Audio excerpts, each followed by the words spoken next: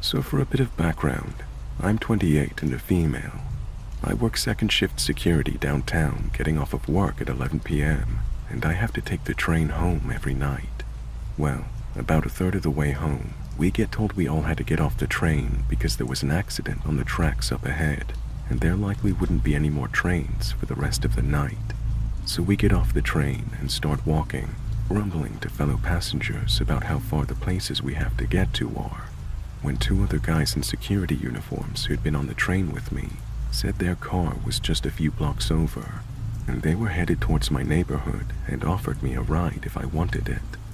At this point, due to all the delays on the train from the accident, it was already almost midnight and I wasn't even halfway home yet. So I said, "Sure." Now, before you start telling me how stupid it was to accept a ride, I know. As a small female, I would never normally take a ride with two males I didn't know, but they were also fellow security guards, and where I live, security guards all have a sort of camaraderie of looking out for each other, regardless of what company we work for. So I figured that these guys, being two fellow security people, were probably just trying to help out another security person, you know? As we started walking towards the car, I noticed one of the guys was acting kind of weird and possibly drunk, which had me a bit concerned because I was like, well, he's not the one driving, and the other guy seems okay, so I should be fine, right? I was wrong. I was so wrong. We get to the car, and it wasn't a car at all, but rather a van that one of the guys was apparently actually living out of. Sketchy as fuck, and I even said to myself internally, holy fuck, this looks like a murderer's van. Little did I know how right that assessment would actually turn out to be. Here's where I fucked up, and fucked up hard. Instead of being a sane and rational human being, and immediately running away upon seeing what I'd literally already dubbed in my head as murder van, I got in the van. It was one of those moments of social conditioning that so many women experience of being afraid to say or do something for fear of offending others or causing a scene, which is stupid, I know, because they're literal strangers, so who cares if you offend them, right? But that social conditioning that women experience to not make a scene is so strong, especially when you're scared and afraid of what the person might do when you try to leave. So while yes, it was incredibly stupid of me to not immediately run away, it was definitely a combination of social conditioning and one of those fear freeze moments. So anyways, my stupid ass gets in, and the drunk guy who weirded me out while walking to the van just keeps getting worse, talking about how he wants Trump to be president again, about all the good he's done, talking about race riots, just all kinds of fun, crazy shit and utter nonsense. The whole time I'm sitting in the front seat with my phone open, rapidly messaging my partner that I've made a horrible decision, and I'm honestly scared that I might not make it home that night. Probably the only smart thing I did that night was not tell them directly where I lived. I had them stop a few streets over from my house, and I took a weird back way home, even cutting through bushes in someone's yard to be safe. Well, 2 days later, I'm at work, looking at the news, only to see that at approximately 11 a.m., the day after my wild ride home, another fellow security guard had been shot and killed in the labor and delivery ward over at the hospital by my house. Who was the shooter, you might ask? Well, I think you can tell where this is going. Yeah, the shooter ended up being the crazy guy in the back seat that had me terrified, and the guy who actually drove me home ended up being the guy's getaway driver away from the shooting. I started hyperventilating, terrified upon reading that, because that could have been me. So, let this story of my stupidity be a lesson to you all. Never get a ride home from strangers.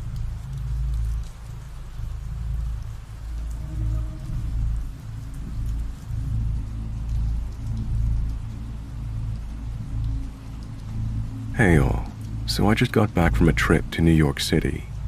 I go there multiple times a year as I have family and a handful of close friends that live there. I've been meaning to post this since it happened a couple of nights ago, but I wanted to make sure I had the time to sit down and regather all the details correctly. I'm sure we've all heard crazy subway stories at one point or another, but I never thought I would end up in one this terrifying. So I was heading back to my hotel from a friend's house at about 3 a.m. the other night. My friend lives deep in Brooklyn. My hotel was in Manhattan, so if you know the city, you know that's about a 30 to 45 minute long train ride, give or take. My train finally arrived, and I was happy to be headed home. I was exhausted and it was late. My trip had been going unexpectedly well up until this point, so I had faith I'd be able to get home with no worries, especially since the trains and streets were basically empty at this hour. The train was brand new, and it had just been cleaned, something I've never seen before. Hell, it even smelled like a new car and still had fresh mop water on the floor. There was only about 3 other people on my train, all minding their own business. So far, so good. About 2 stops into the train ride, a man that looked like he was in his late 20s stumbled into our train car mid-ride through the connecting doors of the cars. He had on a Nike ski mask, which usually isn't a good sign on a nice 70-degree night in general context, but I'm not one to judge by appearances. Plus, I know the shiesty mask is sort of a trend nowadays, so I didn't think too much of it at first. He sort of hobbled in, and he was clutching his stomach, almost as if he was concealing something or hiding a wound. His eyes were bloodshot red, and at first, I thought it was because he was high or something. He immediately hobbled into the nearest corner and sort of sulked into the corner, facing it, until the next stop. He then ran out the closest door and erupted into the most painful crying I've ever heard. He was just screaming and moaning and crying, all while stumble running along the stopped train on the platform, still clutching his stomach, screaming things like, "Why?" and gasping through his tears. Keep in mind, I'm sitting in the middle of the train, facing away from the side he got off, so I'm kind of breaking my neck as he's running behind me so I can watch what's going on. He then ran back inside the same car, through the door on the opposite side of the car now. He was on my right before, and now he's on my left. There's no one in between me and him now, since everyone was closer to the right side. He did the skulking while facing into the corner on the other side of the car now, but this time he kept scream crying and yelling things like, "Why?" again, but he was crying so hysterically that it was hard to make out a lot of what he was saying. From the certain words I gathered, though, I'm almost positive that a very close friend of his had just gotten killed or something. It's the only thing that would explain the way he was acting and the things he was saying. Plus, he was suited up like he'd just come back from a street mission gone bad or something. At this point, everyone on the train was frantically flicking their eyes over to him every few seconds. You could tell they were panicked, but not trying to cause a scene about it or rile him up. I was getting a little stressed out myself, but I'd seen and heard about worse on the subway, and if someone he knew had really just died, then I felt horrible for the guy before anything else. But then the entire situation escalated to a point that I'd only seen in movies or crime shows until now. The man stayed in the corner, crying, screaming, and muttering things to himself for another 3 minutes or so, all while still clutching his stomach as if he was concealing something. I'd definitely seen a black object in his hands by this point, but I couldn't tell if it was big enough to be a gun or not. After I saw this, I tried not to take my eyes off of him for too long at a time, since I was the closest person to him, but I also didn't want to stare. By this point, he was starting to say concerning things like, "Someone's gotta pay for this," and then he would just repeat it louder and louder.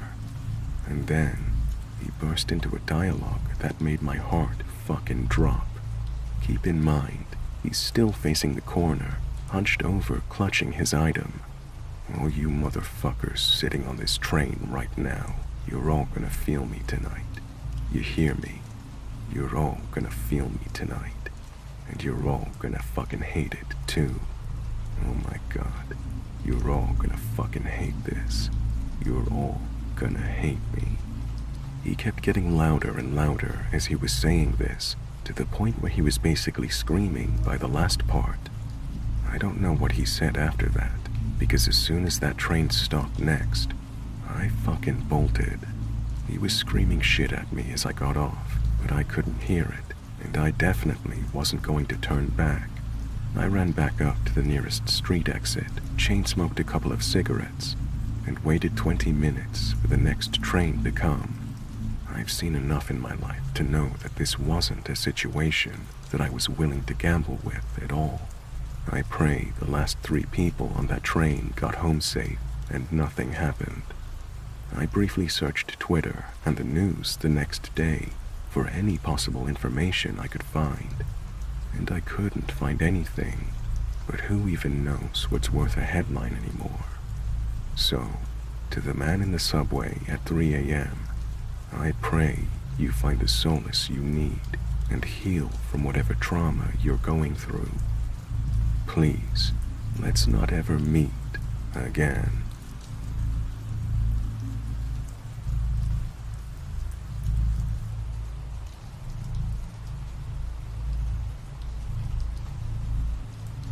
Okay, so very weird experience my ex-girlfriend and I had back in 2004 to 2005 in rural Louisiana. We were hanging out at her parents' house on a summer night, watching movies. Nothing out of the ordinary. We were around 16 and 17 at the time, so when 12:30 to 1 a.m. rolled around, it was time for me to head home. I didn't have a vehicle at this point, so she usually dropped me off. Keep in mind, this is rural area in Louisiana, and we lived on complete opposite sides of town. At this time of night, there were hardly any cars on the road, and it was rather spooky driving through the wooded areas to get to my place, which was secluded to say the least. We're about halfway to our destination, and in mid-conversation, she stops talking and asked me if I'd noticed the headlights that had been behind us for quite some time. I replied no, that I hadn't noticed, but I assured her there was nothing to worry about. We continue our conversation, but now I'm really paying attention to the headlights behind us, and I notice they're getting closer. To get to my house, there were a lot of turned-down roads that weren't main roads, and these headlights were staying with us. At this point, panic starts to set in for both of us as we try to come up with like a worst-case scenario plan. I thought of just pulling into the first driveway, but then thought, well, what if no one's home? And would they even help at this time of night? Scratch that idea. I had an old flip phone at the time, and decided the best course of action was to call my house phone and hope that my dad would answer. Between that point and us turning down my dead-end road, I probably called 8 to 10 times with no answer. With the headlights still following us at every turn, I told my girlfriend to just pull into my driveway and lay on the horn. We pull in and do just that. The other vehicle pulls in right behind us. No one is coming out of my house, so my girlfriend decides to cut across my front yard to try and get back on the road. I'm still calling. As we go to turn around, the other car cuts us off, and that's when I get a look at the man. Probably 50 to 60 years old, large rimmed glasses and smoking a cigarette. Our eyes meet, and he gave me the weirdest, creepiest grin, and that's when I'd made my mind that I was going to have to get out and confront the man. Right as I was building up the courage to do so, my dad ran out of the front door, and the man in the car sped away. Needless to say, we didn't get very much sleep that night. My girlfriend stayed at my place, and we reported the incident with the best description we could give, but to no avail.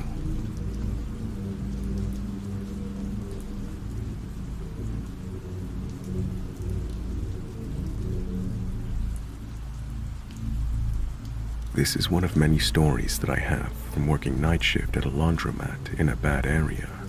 It's definitely the freakiest. So, for context, my mom took a job years ago at a local laundromat because we knew the owner and needed extra money.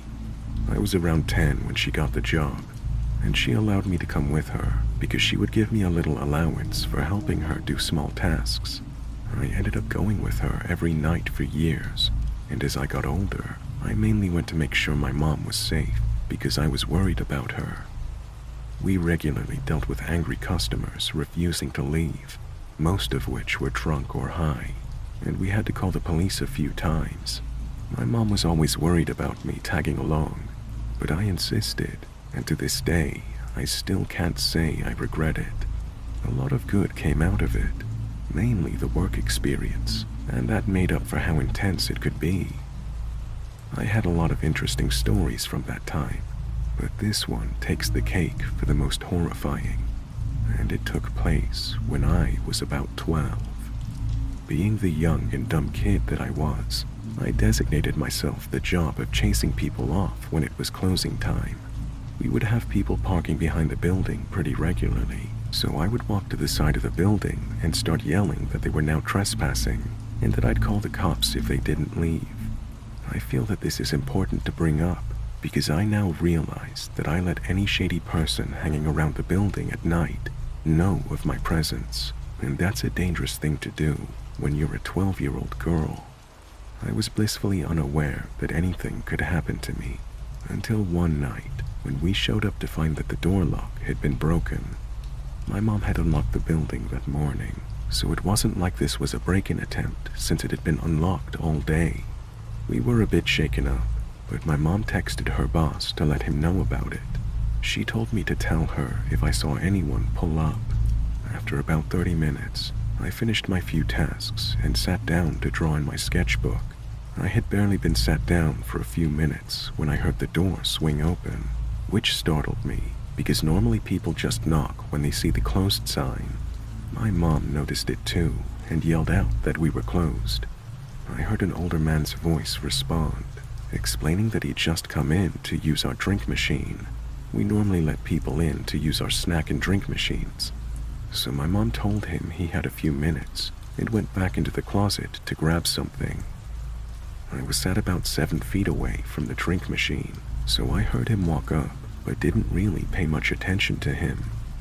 I continued to draw until I started getting the feeling that someone was watching me, and I realized I didn't hear this guy put any money into the drink machine. I nervously glanced to my left and saw a tall man in his mid-60s staring right at me with a big smile on his face. I jumped a bit, but forced an awkward smile back at him and directed my attention back to drawing. As soon as I did this, I heard what sounded like shuffling, and when I looked over again, he was closer. I didn't know what to do, so I tried to just not look at him, but every time I would look away, he would shuffle closer. His body was still facing the drink machine, but his neck was craned in my direction, and he wouldn't stop smiling and staring. I began shaking and panicking, and my eyes were darting back and forth between him and the closet door, while I tried to plan a fast escape. I went to reach for my knife in my bag, because I couldn't even imagine this man's intentions, and I quickly realized that it was not there. I'd left my knife at home when I needed it the most, and I was petrified. I decided to just stare back at him, despite being terrified and trembling violently, and after what felt like an eternity, he suddenly broke eye contact and yelled to my mom to have a good night before turning around and walking out. Relief hit me instantly, and I tried to calm myself down after what had just happened. I thought I was finally safe and started to get up to go splash some water on my face when I saw him sit down on the bench outside. Panic and dread hit me like a brick, and I sprinted into the closet to hide. I filled my mom in on everything, and she told me to run to the car and she'd get between me and him, and that she'd pepper spray him if needed. I did as she told me and ran to the car, and as I passed him, He stood up and began walking toward the car. My mom yelled at him to get away from it, and his reaction was to try to calmly start a conversation about the make and model of her car, all while staring right at me. She ignored him, hopped in the car, locked us in, and started backing up as quickly as she could. I ducked down in my seat, but I could still see him standing there, and I know he could see me because I watched as he lifted his hand and waved me goodbye before walking around to the back of the building and disappearing into the darkness. I felt sick. I couldn't sleep that night, and I never dared set foot anywhere near the back of that building again. So I guess that was a lesson learned. So, creepy, old, smiling man, let's not meet again.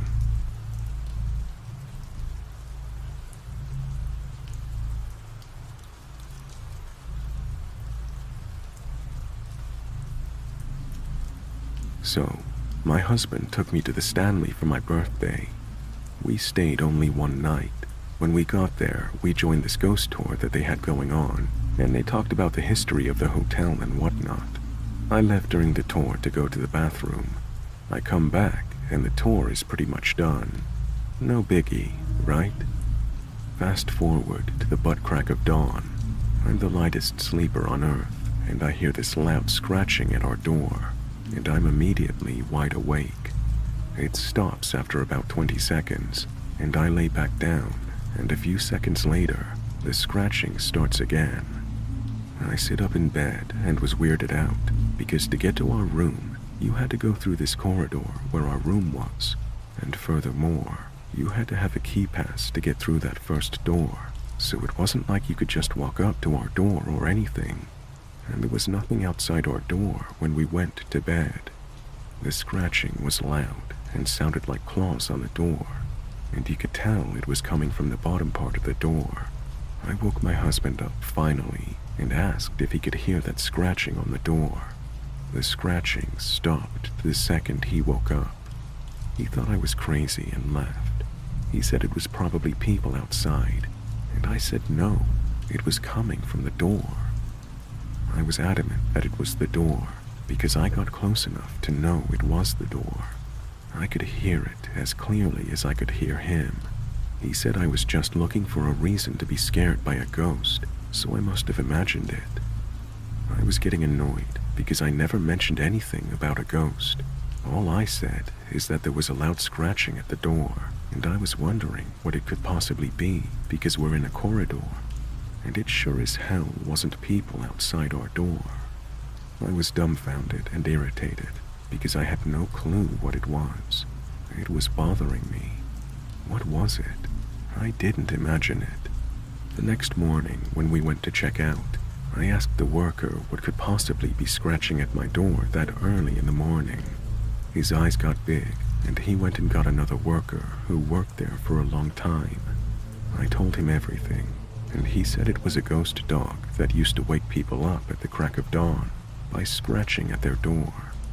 My husband chimes in, "Oh yeah, you were in the bathroom when the guy was talking about the ghost dog." I almost choked my husband out.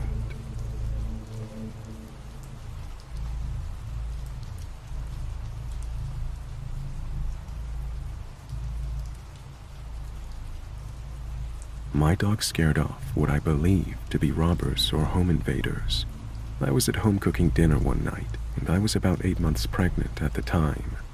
My husband had to work about 2 hours away from our home on this particular day.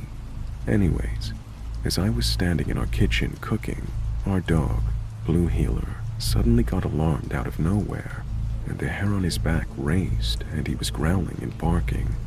Well, next thing I know, someone is knocking at our door, so I go to answer the door, and our dog stepped in front of me.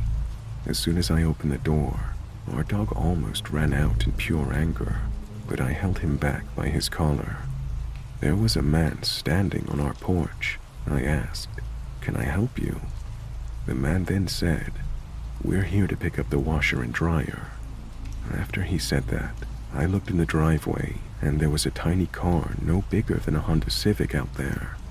I immediately said, "There's no washer or dryer here for anyone to pick up." The man then said aggressively, "I told you we're here to pick up the washer and dryer." Mind you, this whole time I'm having to hold back our dog by his collar. He knew something wasn't right, and so did I. I then said, "Sir, there's nothing here for you, so please leave." You could tell the man was getting more and more scared of our dog because he kept backing up. He then just turned around and walked to his car. I could tell there were multiple people in that car as well. I let go of my dog's collar, and he stood on the porch, growling the entire time with his hair raised the whole time the guy was walking to his car. And when the guy got into his car, they all sat there for like 10 minutes. My dog never moved off of the porch. He stayed there, watching them and growling the whole time. By this time, I grabbed our shotgun that we kept by our door. By the time they drove off, my dog came back inside with me and wouldn't leave my side. I called my husband in a panic, because what if they try to come back? My husband said he was about 15 minutes away from the house and that he was going as fast as he could. Our dog truly saved mine and my baby's life. He was so protective, and I know if I would have let him go, he would have attacked this man without question. It was truly a scary experience. I wish our dog was still alive to this day, but he sadly passed a year ago. He absolutely adored our son.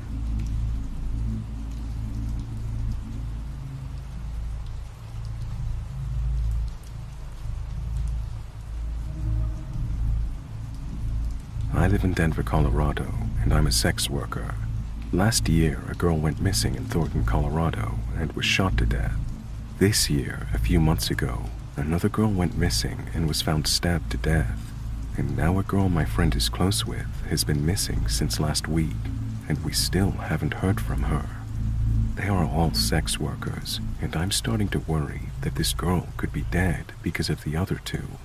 I've contacted the police already, but nothing's been done about it. They still have no suspect for the shooting in Thornton. Could it be a serial killer, or am I just overthinking it? November of last year, the first girl went missing for a few days and was found dead in Thornton, Colorado. Then in February, another one of our girls was found stabbed. She went missing for almost a week before she was found dead. Last week, another girl went missing, and we still haven't heard from her at all. We don't know if she's safe or not.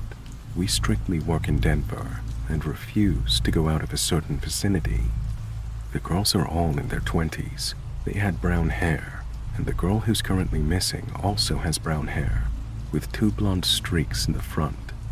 We also know to be aware of who we get into cars with and meet up with. My friend and I went to the police when the third girl went missing.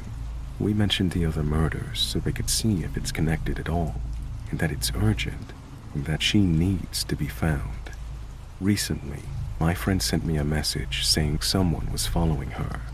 We don't know if it's related or not, but she sent this. He was tallish, had brown hair, but it was styled, clean shaven, and he was wearing a suit.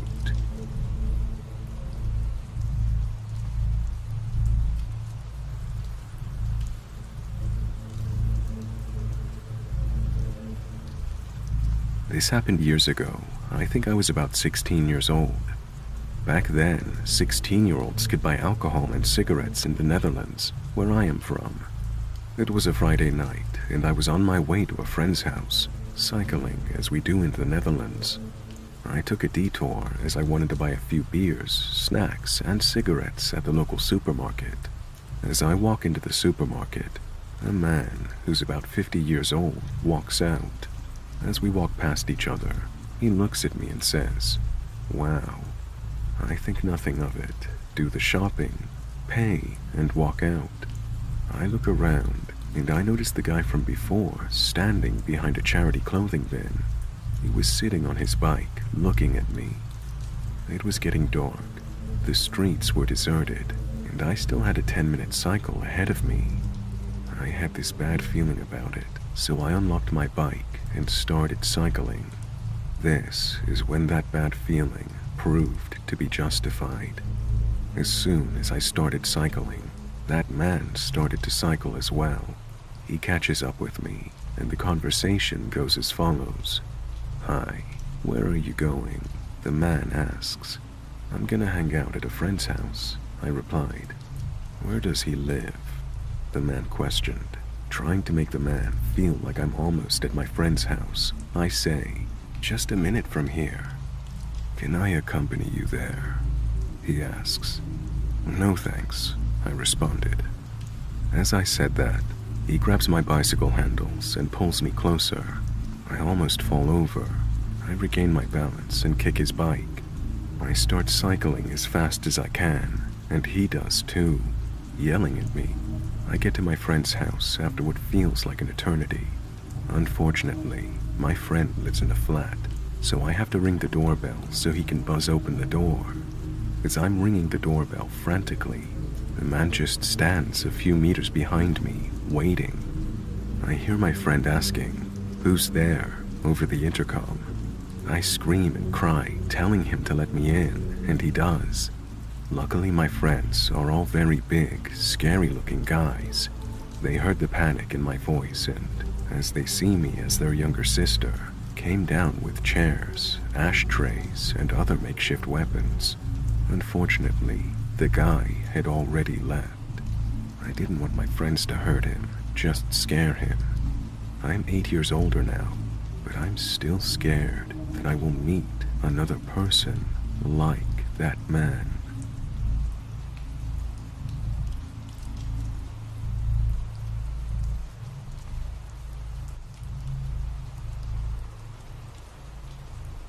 I live in a small town. You blink and you miss it. Best we can boast about is a single stop sign at the gas station, which we only have because of the nearby highway. Any actual semblance of a town is 25 minutes away. So when things get scary out here, it's amplified. The occasional homeless person is no big deal. They're often drifting through. Drug addicts run rampant and will steal everything they can from your house, but it's the normal out here. However, what happened a few years ago certainly wasn't normal. Originally, I was dead asleep in my bed. I only woke up because it was burning hot in my room, but it was summertime and not much I could do. I just remember tossing and turning until I got a creepy feeling that fell into the pit of my stomach. I glanced over to the bathroom door that was open with the light on. Everything was normal. I left the light on so I wouldn't trip and die if I had to pee in the middle of the night. Next, I glanced at the window directly across from my bed. I had no curtains, but I did have a shitty set of blinds. Parts of the blinds are broken from wear and tear, and the shitty AC output beneath it would make them move back and forth, so you'd get a glimpse of outside every so often. The yard light was still going, but what made me stop was the outline at my window. The figure of someone was directly at my window, almost like it was waiting for the blinds to move to watch me. I didn't have an imagination as a child. That had been trained out of me. But the sight was enough to pour every horror film into my head at that moment. I squeezed my eyes shut and pulled my blankets over my head, and I slept in the cloth oven that night. By morning time, the figure was gone. I remember running to my mom's room on the verge of tears in the morning, telling her what had happened. She laughed at me like I was an idiot and told me that it was probably just a stray cat that had climbed up there for one odd reason or another. I almost believed her, since my window was pretty high off the ground, but something didn't sit right. Later that day, when we were doing yard work, I glanced over at my window and I saw one of our metal patio chairs had been pushed up to it. I pointed it out to my mom, who proceeded to chew me out. "That's how the cat probably got up there, moron. Stop leaving furniture everywhere." But I hadn't moved it. It was heavy enough that I struggled with it, so we moved it back, and so began a pattern. At night, I'd see the figure, complain to my mom, and we'd find a chair moved back every single morning. This went on for a few weeks. My mother stopped caring about my concerns until one morning we saw where the outside screen of my window had been sliced open. I still remember her shaking her head and complaining about those damn stray cats that we had still yet to see. I could tell she was unnerved by that development. I couldn't handle it anymore, and I opted to sleep in our living room that night. The only problem was our kitchen and living room connected, which meant there were always several windows. The first night of my move went well, despite my back hurting from the couch. I avoided my room like the plague. It wasn't until about 4 days later we ran into an issue. I woke up and glanced at the clock above the fireplace. It read a little past 3 a.m. I couldn't realize why I'd woken up until it happened again. There was a beam of light shining in from the kitchen window, almost like someone was shining a flashlight in. I saw it trace along the windows and land on the love seat across from the couch I was on. I was mortified. When I told my mom, she continued to laugh at me. I gave in and decided I would sleep in my dad's room, even though it had a gigantic window. He slept in the recliner with a huge TV, so I felt more safe having someone around. The yard light was directly outside the window anyways. It seemed foolproof. That was until I woke up out of habitual fear and watched through the window across from the bed. Everything seemed normal as time drug on, and I felt like a moron. Maybe my mom was right. That was until I saw a lone figure come out of the woods by the backyard shed, walk directly under the light, and head to the patio furniture like he'd been there plenty of times before. I still remember the large build the man had, and the confidence like he was the one who lived here and wasn't creeping around in my yard in the dead of night. I just remember listening to the TV until I fell asleep again, hoping to get another glimpse. My dad would have been pissed if I'd woken him up. He was grumpy on a good day and terrifying on a bad day. I didn't feel like risking it unless I had solid proof, because I was scared.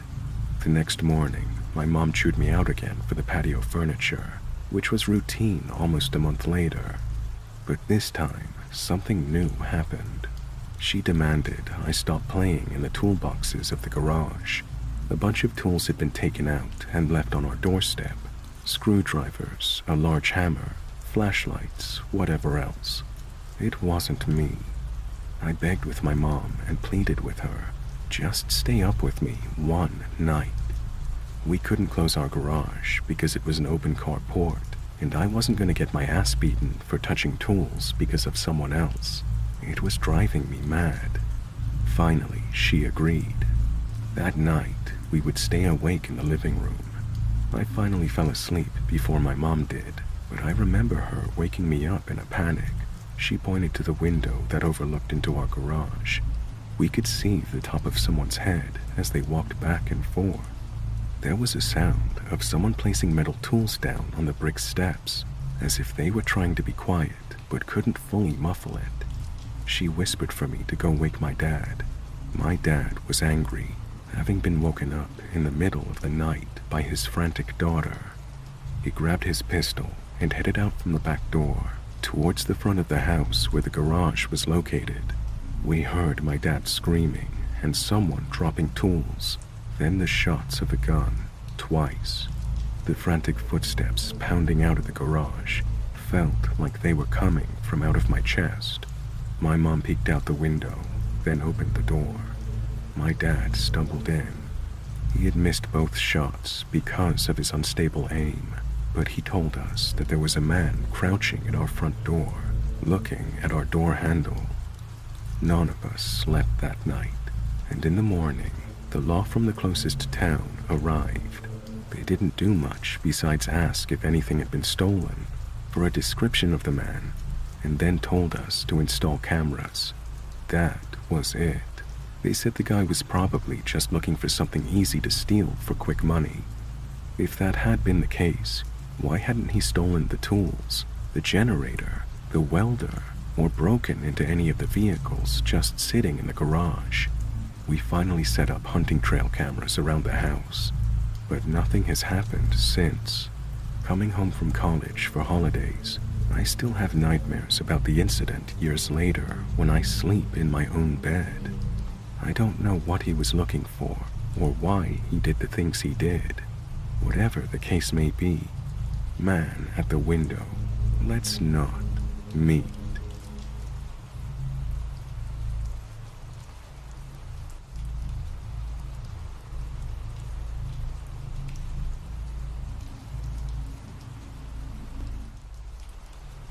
I've been debating whether to share this. It was so traumatic, but ultimately, I feel like I need to share this experience so that I can start to move on. And for anyone who finds themselves in a position similar to any stage of my story, please learn from my mistakes. Do not go to a second location with someone you don't know. Do not lead someone to your address. And please do not write off your intuition as paranoia. Listen to your gut.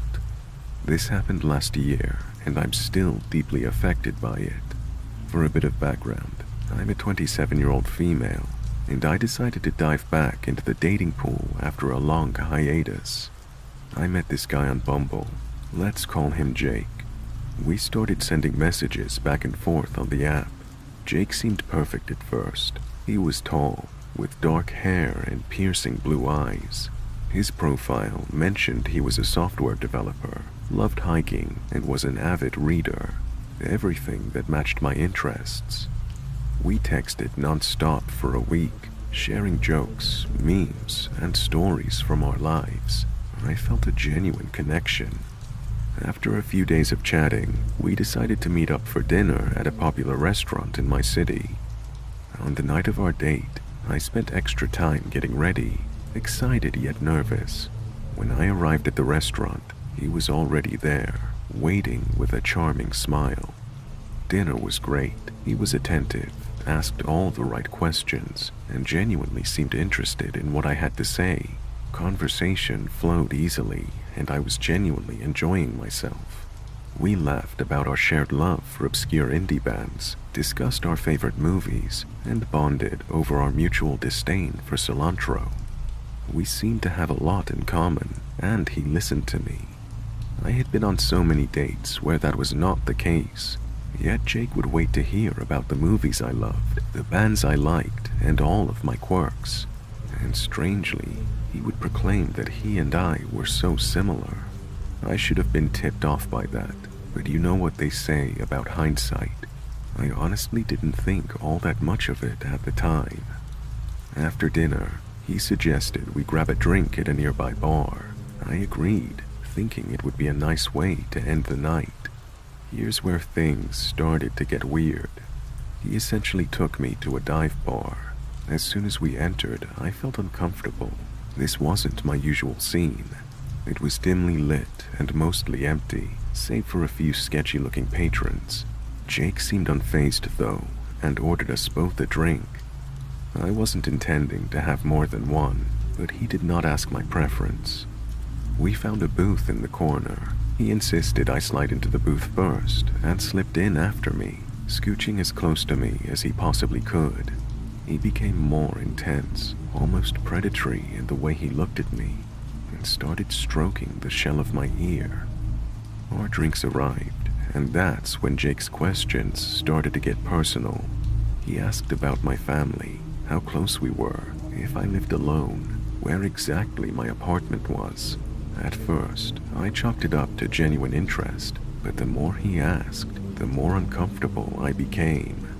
I tried to remain calm as I moved closer to the wall and put my purse between us. He then started asking me questions of a different nature. They were subtly invasive, inappropriate even, about my sexual preferences.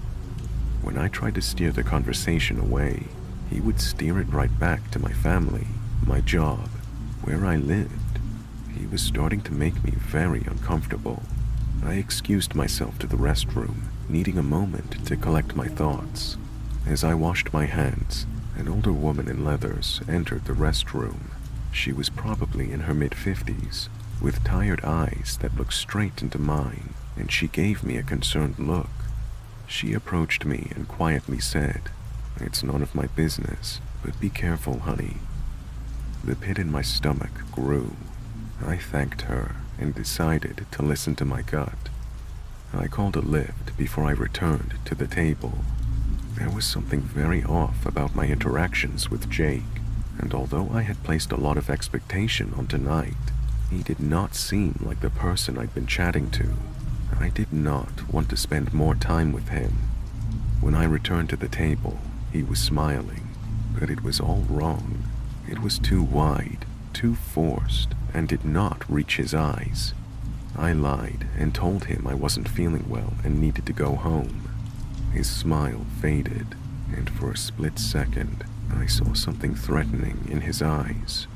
But he quickly composed himself and offered to walk me home. I told him my lift was already on the way.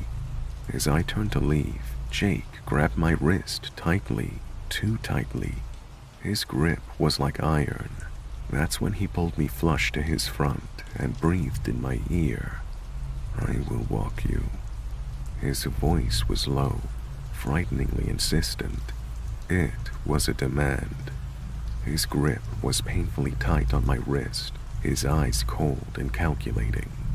My heart was beating too fast, and I was finding it hard to breathe at this point. I was so terrified. I didn't know how else to get out of his grip, so I nodded, playing along.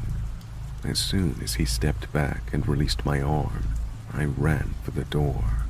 As I ran, I heard a female voice ask, "Is everything okay here?" Only afterwards did I realize it must have been the woman from the bathroom, and I may owe her my life, because I didn't look back until I was outside, and by some miracle, my ride was pulling up just then.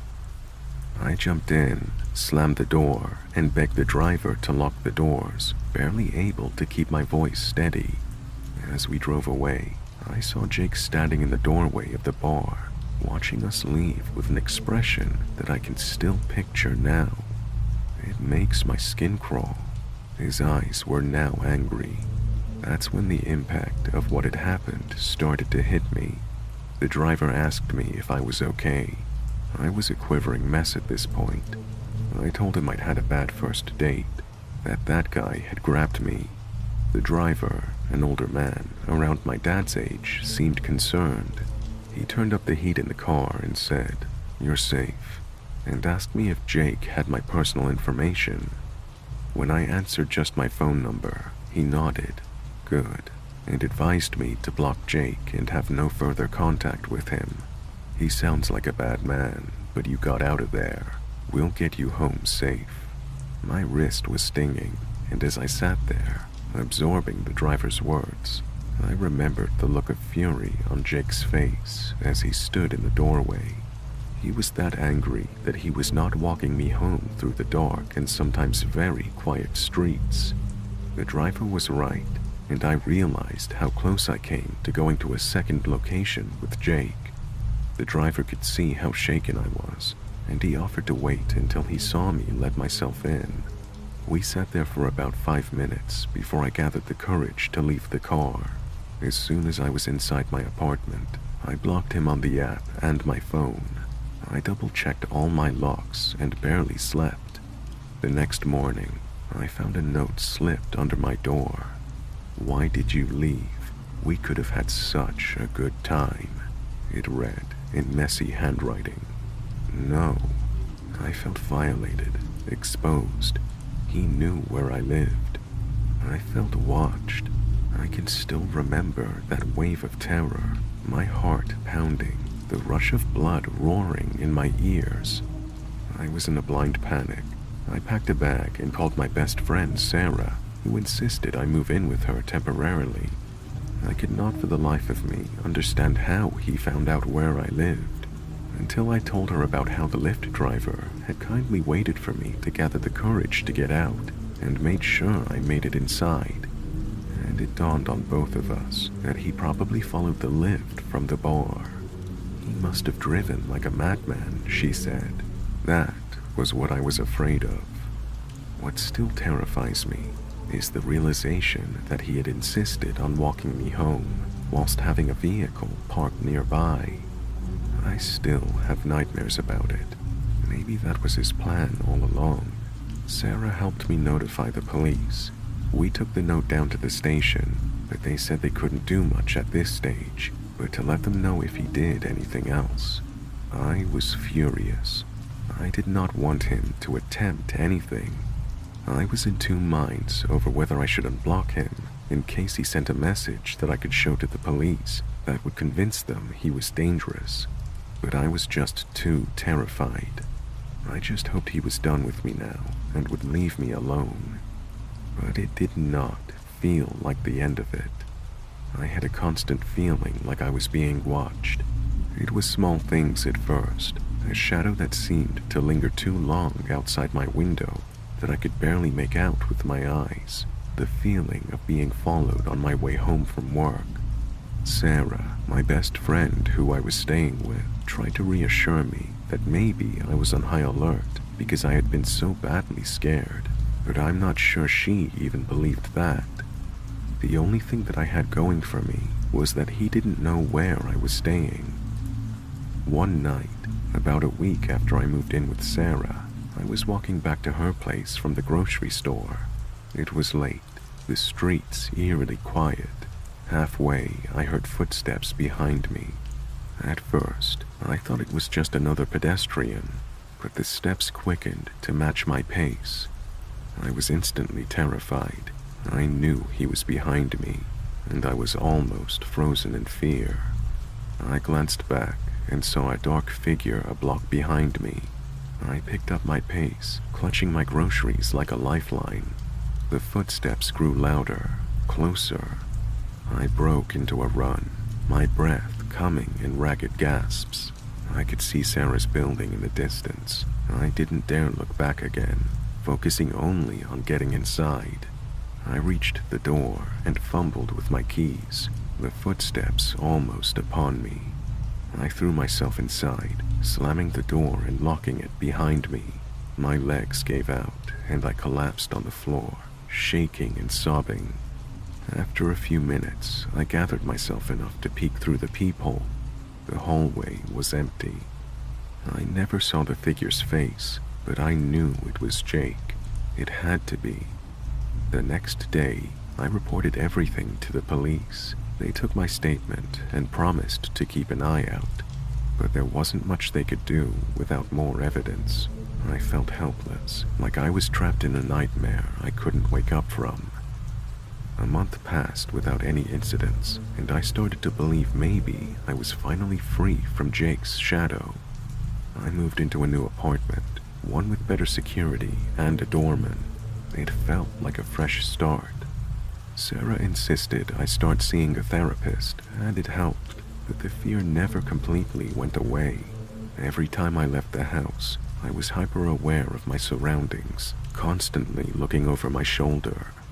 I changed my routes, my routines, everything. One evening, as I was coming home from work, the doorman handed me a small package. "This was left for you," he said, not knowing what he was handing me. I took the package up to my apartment, hands shaking as I opened it.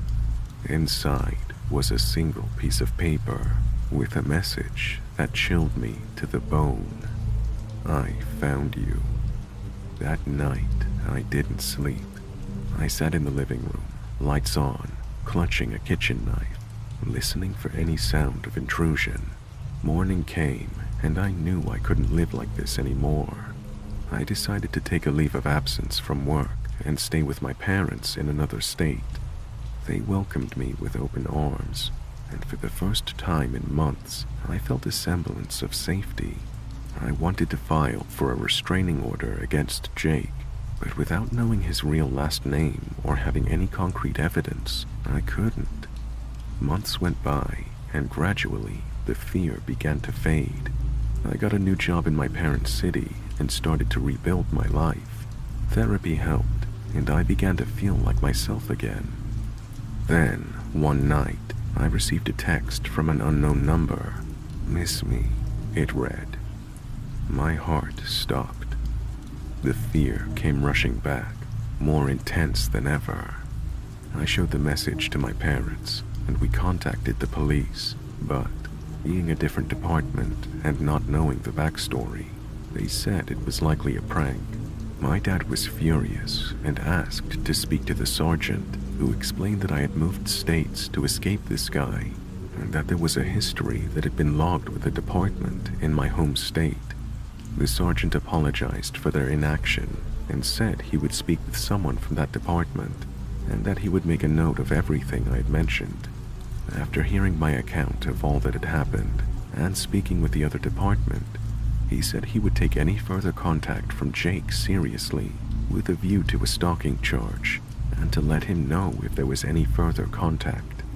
I had no further encounters with Jake for weeks. I was torn between hoping he was out of my life and desperately wanting something to take to the police so they would hold him accountable. I desperately wanted the security of knowing he could not get to me. One evening, my dad was taking out the trash when he noticed a beat-up van parked on the other side of the street. My dad had noticed a man with his arms slung out in the open window, looking over at my dad. Livid with this man who had been terrorizing me and now seemed to be watching my parents' house, he approached the van, ready to confront Jake. But as soon as my dad began crossing the street, Jake peeled out of there at speed. My dad managed to take note of the license plate. My dad stood there, watching the van until it disappeared from sight. He then hurried inside to tell me and to call the police. That night, I saw a side of my father I'd never seen before, a fierce protector. It was both comforting and terrifying, a reminder of how real the threat still was. We called the police, my dad giving them the plate number. He told them the man in the van matched the picture I'd shown him of Jake. The police finally managed to get Jake's last name from his registration number, and it turned out that this was not the first time that he'd been in trouble for stalking. They told me I could pursue assault charges with the help of the other department. The investigator also suggested we install security cameras for added peace of mind. I feel a mix of relief and lingering dread. I know Jake won't be in prison forever. I'm in the process of relocating so that by the time Jake gets out, he won't be able to track me back to my parents' house. My mom wants to move, but my dad says he will not let Jake drive him out of his home, and that if he ever comes around again, he will be waiting for him. I'm always looking over my shoulder. This experience has changed the way that I view the world. Be careful out there. You never know who you might meet, and if your gut tells you something is wrong, listen to it. Trust your instincts. I wish I'd been more cautious, but now all I can do is try to move forward and hope that one day I'll feel truly safe again. I've only recently managed to go on a date with someone I met online, and all I can say is, if you're going on a date with anyone you don't know, or even do know, have a set of rules in place to ensure your safety. Meet in a busy place, tell someone where you're going, and trust your instincts. Thank you for hearing my story. Be safe out there.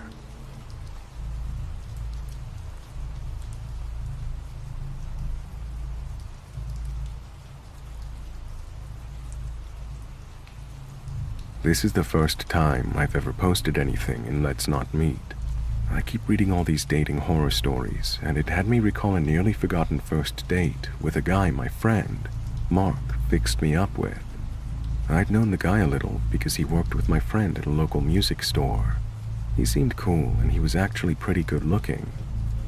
The first time we'd met was at an ICP concert that we had all attended. The guy, who we will call Mike, was pretty normal on the surface, and through Mark got my number and called me. We went out on a date, and as the night drew on, he asked if I minded if we go hang out at a local park and chat, because we'd been at a really busy bar that had a loud band playing. I was 19 and highly stupid back then, so I agreed to it. It was in the summer and wasn't yet dark, so I wasn't thinking it seemed weird. As we were just chatting, he leans in, kisses me, and I look around, realizing it had gotten really dark. I'm in heaven because at this point, he hasn't given me any reason to think he's a creeper. We had a great night. He was charming and funny, and we had a ton in common. Then after our first kiss, he gets this creepy grin. He looks out the window and then says to me, "I'm taking you in those woods, and we're gonna have a really good time." I kind of laugh a bit nervously, because at the time, I hadn't had my first experience with a guy. I tell him I'd rather just stay in the car. He gets really weird and angry, and it's like he's two different people. Why can't we just go into the woods? I promise I won't assault and kill you. By now he's trying to laugh it off, but I'd gotten really creeped out. I tried to play it off like I'm not ready to run away. I should have been more creeped out than I was, but I was so naive. It creeps me out now writing this. He looks at me again and leans back in his seat, and he begins to start fake whining. "Oh, come on. Just let me take you into the woods. It'll be fun." I'm having none of this and start getting mad, and I tell him I'm ready to go home. I finally talk him into just taking me home. He was oddly quiet the rest of the drive home, and then as he gets to my house, he proceeds to apologize profusely about it. I heard later from my friend Mark that he said I was a tease. When I talked to my friend about what happened, he stopped talking to Mike. He said that he heard he could be kind of a sex maniac. How about borderline psycho? So, guy I went on a creepy first date with, let's never, ever meet again.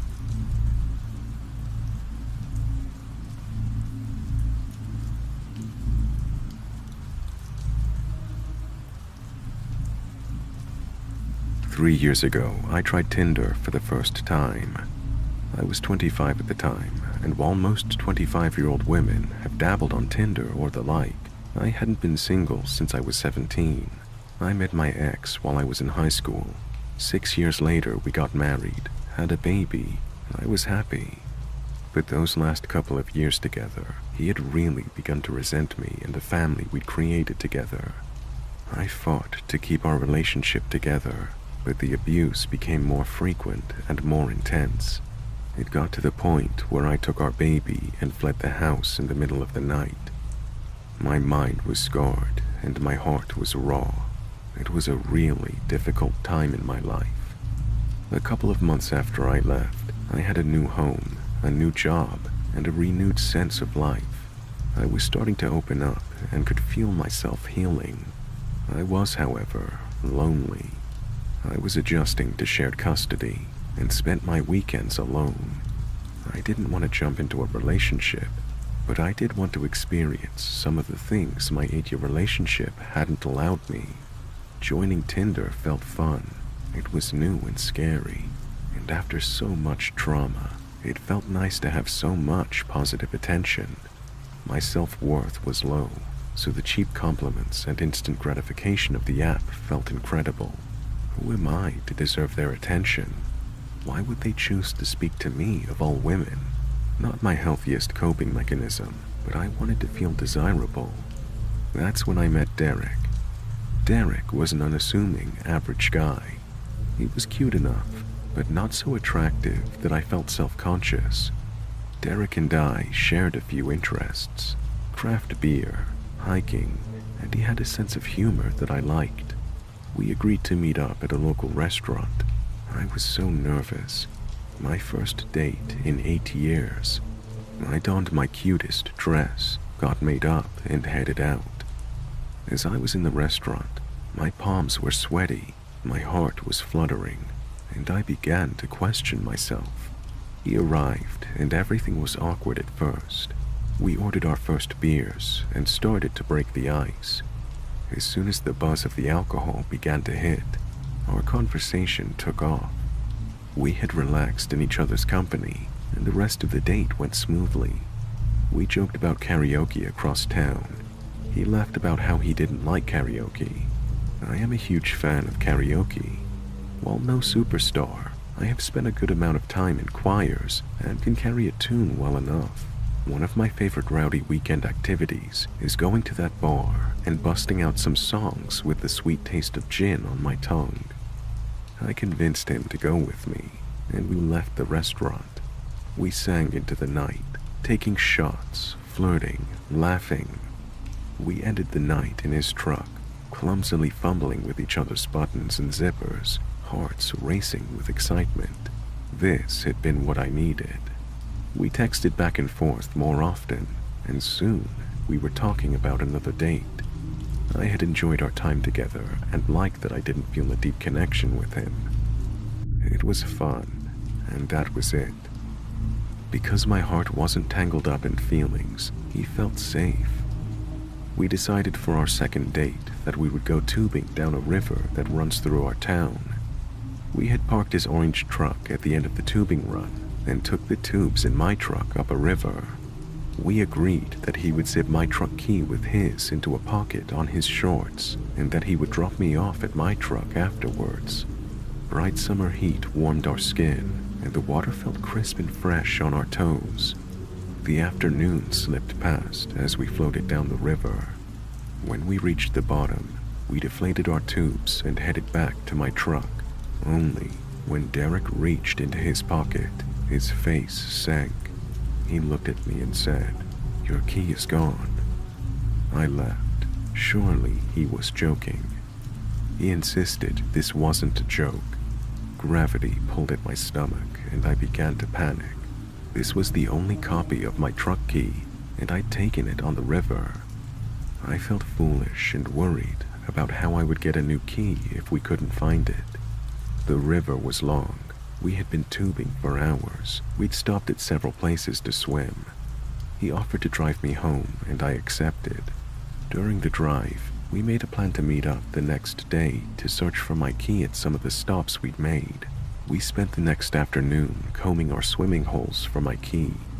Up and down we swam, with very little hope that we would ever see my keys. We had to try though, and we kept at it.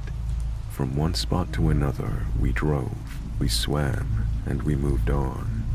At the very last place we checked, as the light of afternoon faded into a hazy orange, something caught his eye.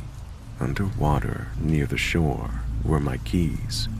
We were elated and could not believe our luck. To celebrate, we went back to his place for some drinks. He drove me down a long wooded driveway, and at the very end was a shaded trailer. He told me that he was only renting a room here from an elderly couple, but they were on vacation, so we would be alone. We walked over the creaking porch and entered the trailer. Inside, I could see the kitchen was messy. Not just a couple of dishes, but every surface was covered with mess. He ushered me away to show me his room. It was small and not very clean either. Dirty clothes, mattress on the floor, a Rubbermaid bin with some snacks like Doritos and cheap warm beer. We had sex, the yellow light of the trailer accentuating the stains on the walls. Afterwards, the spark of fun I'd felt when we first met had withered, and I felt gross. I decided that it would be our last date. A week passed, and we hardly texted. Our brief fling was ending, and I didn't expect to see him again. My mind moved on to other things. The coming weekend, my friends were coming to town, and I was excited. We made plans to go karaoke together on Saturday night. When the day arrived, I was surprised to see a text from Derek on my phone. "Are you going to karaoke tonight?" it read. I responded that I was, and he texted back that he would be there. "I thought you didn't like karaoke," I asked him, and he said that he'd been invited by a girl he worked with, and he thought he should give me a heads up that he would be there with a date in case I was there. I thanked him for taking the time to let me know, reassured him that I wouldn't be bothered at all, and I said that I hoped he had a great date. At around 9:30 that night, My friends and I arrived at the bar. The dim lights and reflective foil stars, an all too familiar scene. We got our drinks and picked a booth with a good view of the stage. I had a strange sensation, like someone was watching me. I turned my head, scanning the bar, and our eyes locked. Derek and his date were a few booths away, and he was watching us. He waved zealously with a big smile. His date turned around to look, and I managed an awkward wave. I was absolutely fine with him being on a date, but I didn't want to advertise that we knew each other or make his date uncomfortable. My friends were all aware of the time we'd spent together, my thoughts on the experience, and the text he'd sent me earlier. We were all thinking it was a bit odd that he would go out of his way to interact with me in front of his date, but no harm, no foul. He was just being friendly. The evening carried on, and we all had a great time, basking in the atmosphere, drinking in the songs and laughter. A couple of hours in, we were sitting in our booth when Derek stumbled over to our table with his date. He introduced her as Kate and sat down beside me, pulling her down into our booth next to him. The strong smell of alcohol oozed off of them, and I could see they were hammered. It became obvious they'd both had too much to drink. Their eyes glazed and words slurred. Kate seemed really nice, despite her state, and she launched into a drunk story to the whole table. My friends and I were fairly uncomfortable, and were unsure what was going on. Under the table, I felt Derek's sticky hand slide onto my thigh. His date was right there, and I was stunned. Without making a scene, I suddenly removed his hand and excused myself to get another drink. As I walked across the room, I could feel his eyes raking my back. And sure enough, when I turned around, he was watching. When I got back, Kate was slurring that her taxi had come. She and Derek exchanged a sloppy kiss and goodnights. And then it was just us and Derek. Derek's mood shifted after that. He was drunkenly unaware of how uncomfortable the table was, and we could tell that he was brooding about his date having left without him. Derek turned his attention to me. He slung his heavy arm over my shoulder and leaned in, his sour breath managing to come together to form clumsy sentences. "You're so cute. I love your laugh." I was rigid and just wanted him to leave. When he got up to get another beer, my friends and I spoke about the situation, one of them remarking, "You know you can do better than this, right?" I said that yes. As casual as this had been, I had made a mistake. We came to the conclusion it would be best if we ended the night early, as we didn't see him leaving alone. As a backup plan, if anything went south, we agreed that the girls would go to the bathroom and leave out of the back door while our male friend would distract him and slip away. Derek arrived back at the table, sloshing his beer onto his front. He slurred, "Where are we going next?" I hesitated, but my friend told him that we would all be going home. Derek said he would walk us there, and we politely declined. He was leaning up against a wall and barely holding himself up at this point. We asked him how he was going to get home and if we could call him a cab. Derek drunkenly pouted that he could just come to my place with me. Trying to shut him down as politely as I could, I told him that my child was there with a sitter, so I couldn't have him over. He didn't need to know that wasn't true, however. He refused a taxi and said he would just sleep in his truck. Since his eyelids were drooping and looking at the rest of his state, it seemed reasonable that he would be able to fall asleep in a truck, and we accepted that answer. As we started to leave, he stumbled after us. We stopped and reminded him that we were going to bed. He argued again that he should come with me. My friends and I locked eyes. It was time to engage with our backup plan. The two girls and I excused ourselves to the washroom while our friend distracted him. Slipping out the back door, the cool rush of night air hit us, and we hurried to the path that led to their hotel. Our friend caught up with us and said he'd left Derek behind at the bar.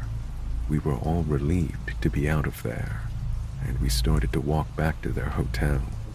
One of the girls was sober and offered to drive me home when we got to the hotel, and I accepted.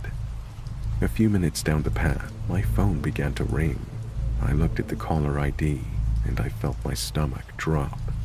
It was Derek. I turned the volume down and let it ring, and to my surprise, he left a voicemail. I turned on the speaker and played it out loud. Derek's voice sounded confused as his words melted together into the phone. "Where are you guys? I thought we were gonna hang out. I don't understand." We were all glad we'd left and agreed that this had been wild. That's when the phone rang again. Another voicemail popped up on my screen. In the dim light of the trail, I played the new voicemail aloud once more. His drunken speech was much more intense this time, as he launched into how he didn't understand why I had left. I'd hurt his feelings, and he was in love with me. The tone of his voice shook me when I heard him say, "I love you." There was something dark and heavy about it that left me feeling unsettled. We were all creeped out, but happy to see the bright sign of the hotel ahead. We traveled the carpeted hallway to their room so my friend could grab her keys to take me home. As we entered the room, my phone began to ring again. This time, the voicemail sent shocks of fear through my body.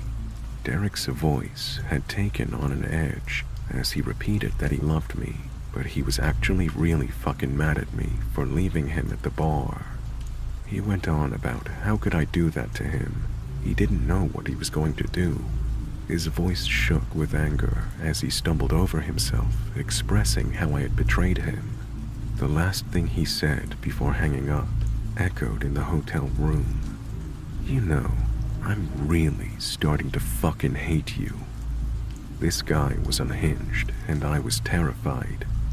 I was grateful this side of Derek hadn't shown up when we were alone in his secluded trailer. My friends gave me a hug and told me to call them if I needed anything, and to keep them updated. My friend took me home, and as I unlocked the door and stepped into the comfort of home, I felt exhausted. It had not been the night out I expected, and Derek's erratic behavior had really freaked me out.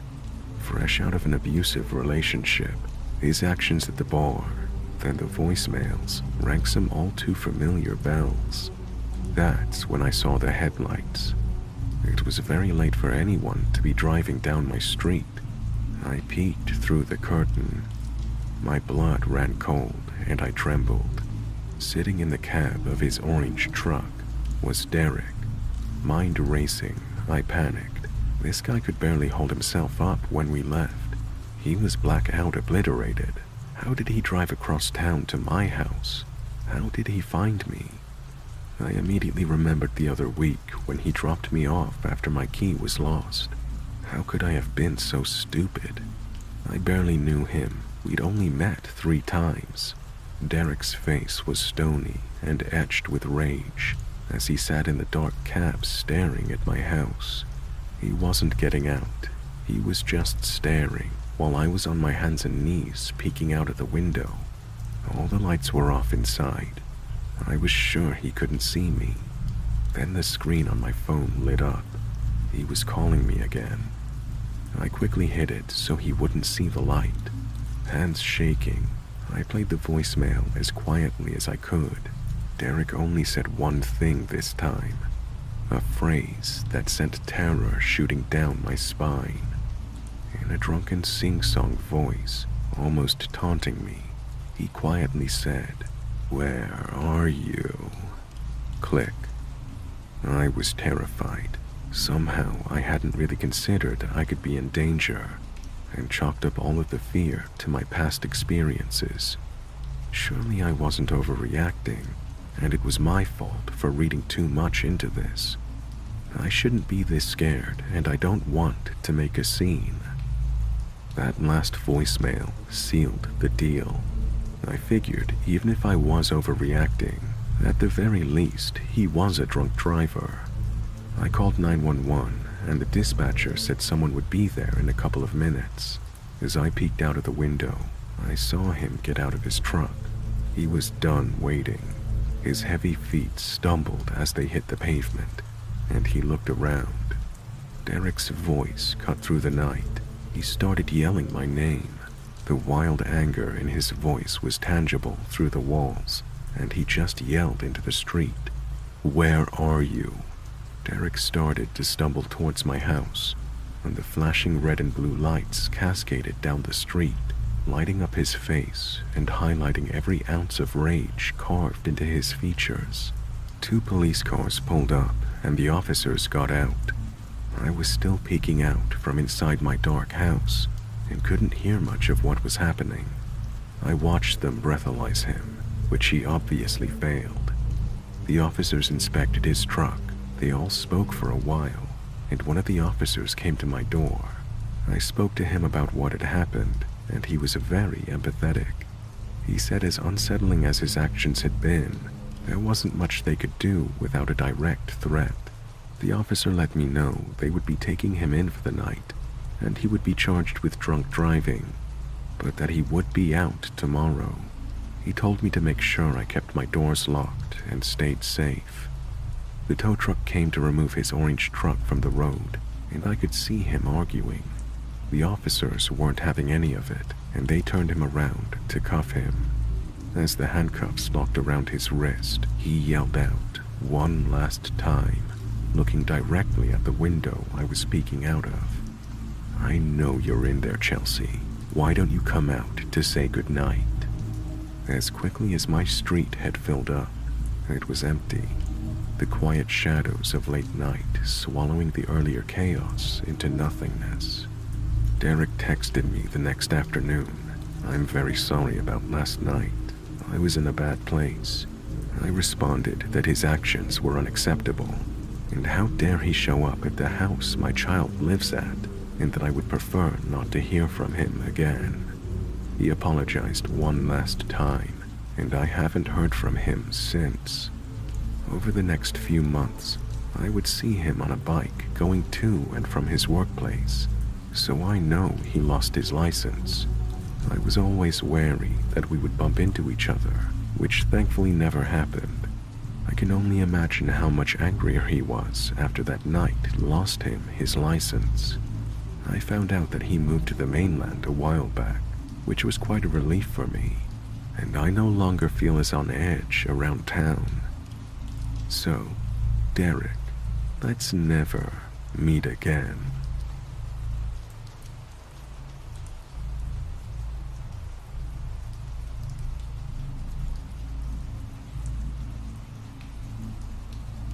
My wife passed away after many years battling an awful degenerative disease. We were married 13 years, and after several months of not being able to find my footing, I made the decision to move out of state and start a new chapter to force myself into beginning a new life. I was immediately validated by getting my first job in over 8 years. Things slowly began to start moving forward, and after prodding from my friends, I signed up for a mobile dating app. I met a couple of people that I really didn't have a lot of chemistry with. The first date I went on was cordial, but not of any consequence. She wound up asking me to fix a laptop she had. The second person I met called me, and we decided to meet for Chinese food. Since I didn't have a car, I walked the 5 or 6 blocks, but not before it started to rain. She had already sat at the table and was waiting for me to arrive. We exchanged pleasantries, and soon it's all about her divorce and why she lost her kids, and all of the legal proceedings of her current case. Okay. And then she would pause, clasp my hands on the table, turn her head, lean in a bit and say, "But that's nothing compared to what you went through. Tell me all about your dead wife." Like clockwork, she would ramble on about the craziest stuff, about how they're all trying to get her, then stop her crazy babbling and ask about my details and how bad it felt, and my poor wife's decline in condition. I'd only put in my profile that I was a widower, nothing else. It was at this point that I got seriously weirded out. I mean deep in my gut, fully weirded out. What I could not figure out, was she trying to mimic what she thought a sensitive person would be like? Or was there a possibility that she wanted to know those painful, graphic details for other perverted reasons? I made short work of the entree and paid the entire check. She called my phone a few times, and I made several excuses why I was unable to meet again. I got a couple of calls from blocked numbers that didn't say anything, but they stopped after a month or two. I'm blessed and remarried, but I'm so grateful I noped the fuck right out of there and never messed with this lady again.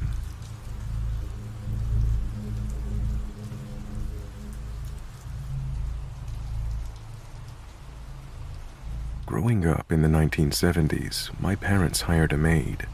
This was a common thing. Becky had been with the family since the early 1960s. She worked for my grandparents as well. I'd often see my grandfather waiting for Becky at the corner bus stop when I was riding to school in the morning. Becky was truly part of our family. She worked for my grandparents 2 days a week and for us 2 days a week. I was always a little jealous of her third family, where she worked that other day. I didn't know them, but felt like Becky belonged to me.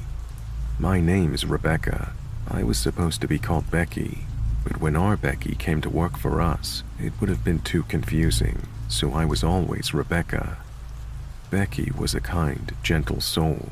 She always put candy under our pillows.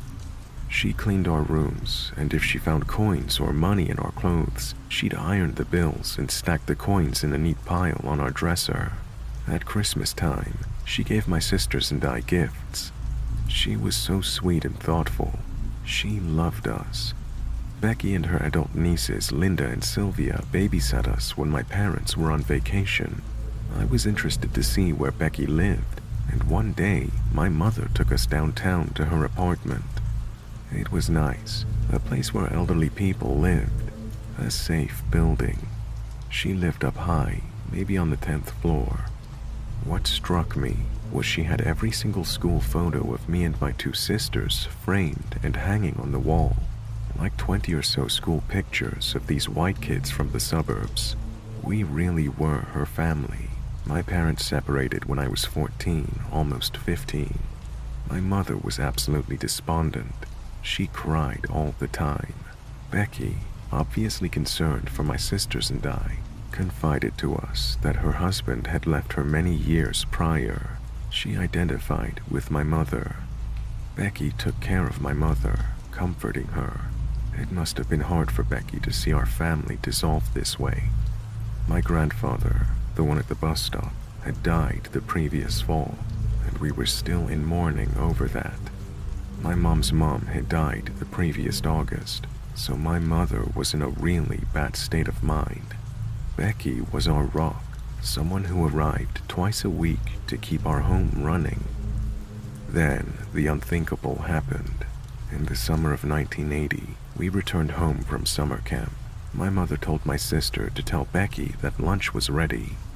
My little sister, who was 11 at the time, came into the kitchen and said, "Becky is asleep with her eyes open." My mom and I just shot each other a knowing look.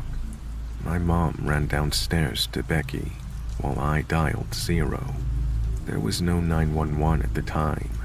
The paramedics took her to a hospital. She died later that day from a stroke. We weren't allowed to see her in the hospital.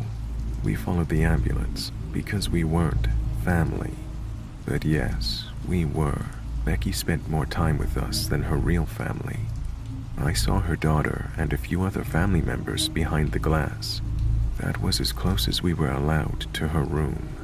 She was really brain dead by the time she went to the hospital. I saw the paramedics try to revive her in our family room. She basically died in our home. Why this long story, you ask? I want you to have some background. My mom finally started going out, trying to meet men.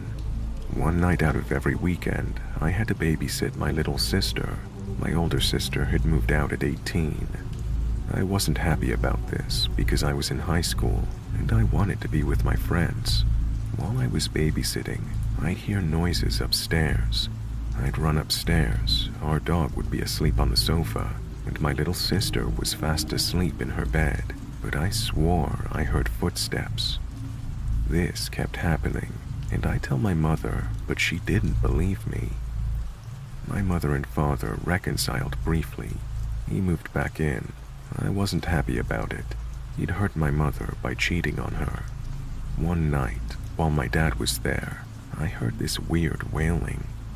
I thought it was the neighborhood fox who routinely wailed at the moon, or was crying for its pups or whatever, but this sound was closer.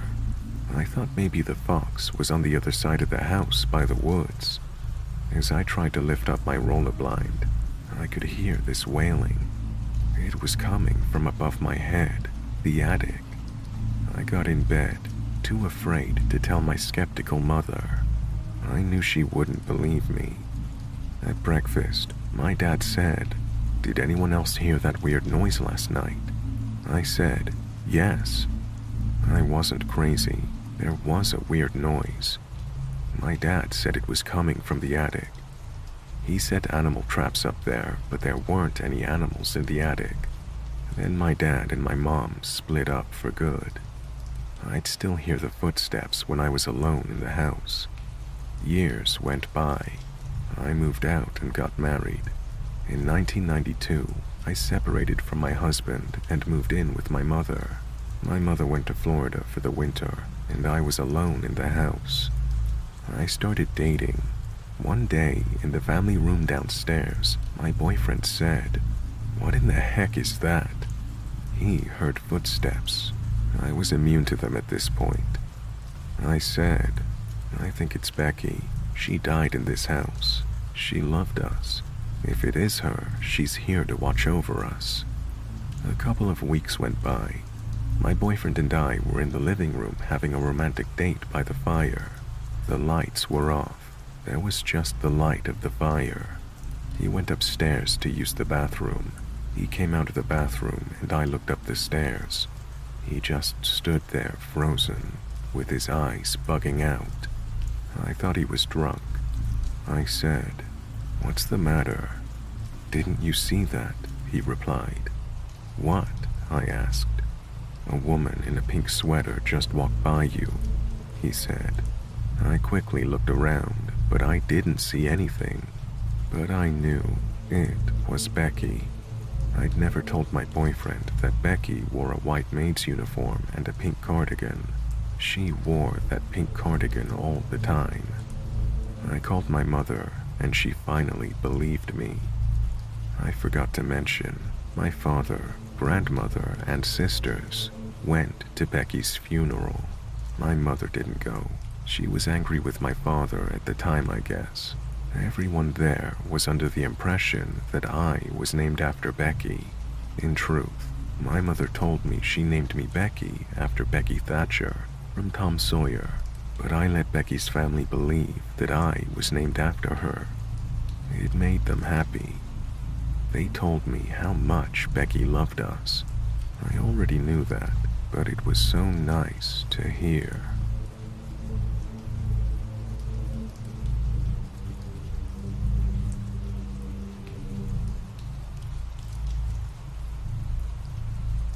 Hey guys, I'm gonna give the next story a trigger warning for domestic violence. Though it's a work of fiction, please skip to the next story if needed. When my husband first hit me, I wasn't surprised. I wasn't even hurt, at least not in the physical sense. I'd been expecting it for a while. Every time a muscle in his jaw twitched or his breathing shallowed, a short fuse ready to explode. At first it was words murmured under his breath, a disapproving shake of his head. Then it was the frustration, along with an impatience reserved for children who don't know better, or an untrained pet. The way he spoke to me slowly became more and more hateful, his vile words often puncturing me like knives.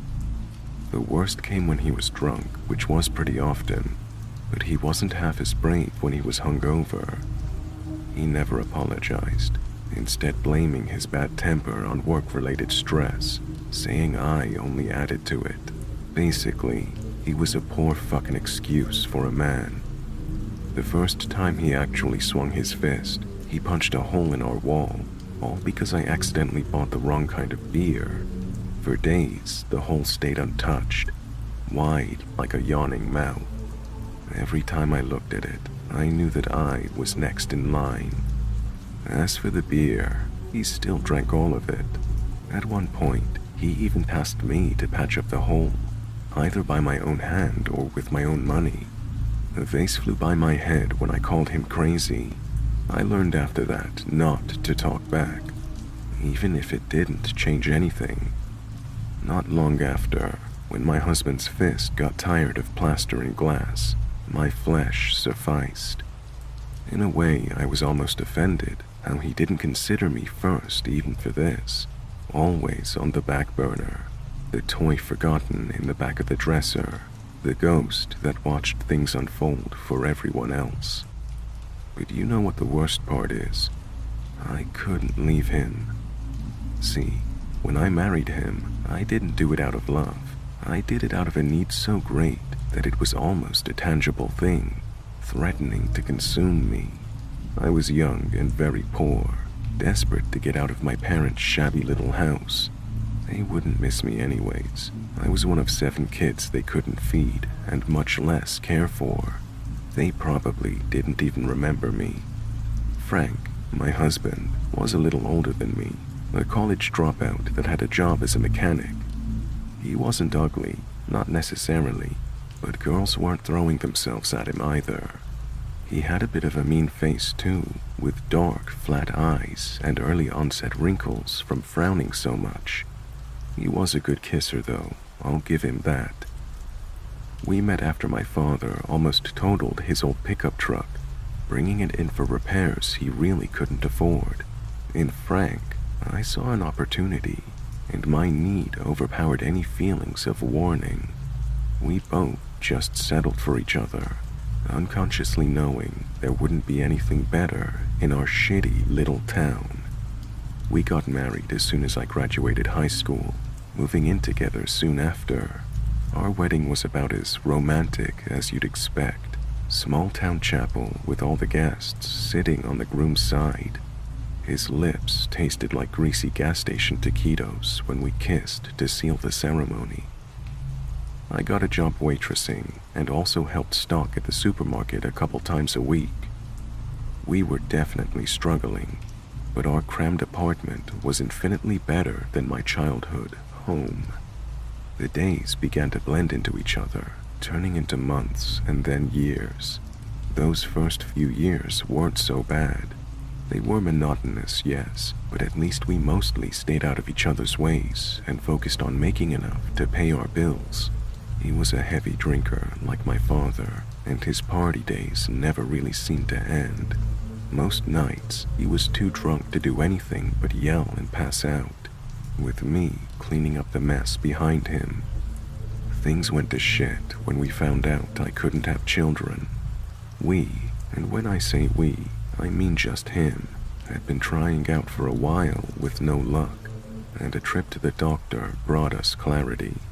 It was out of my control, obviously, and while I was a little sad, I was also infinitely thankful. It was a blessing in disguise.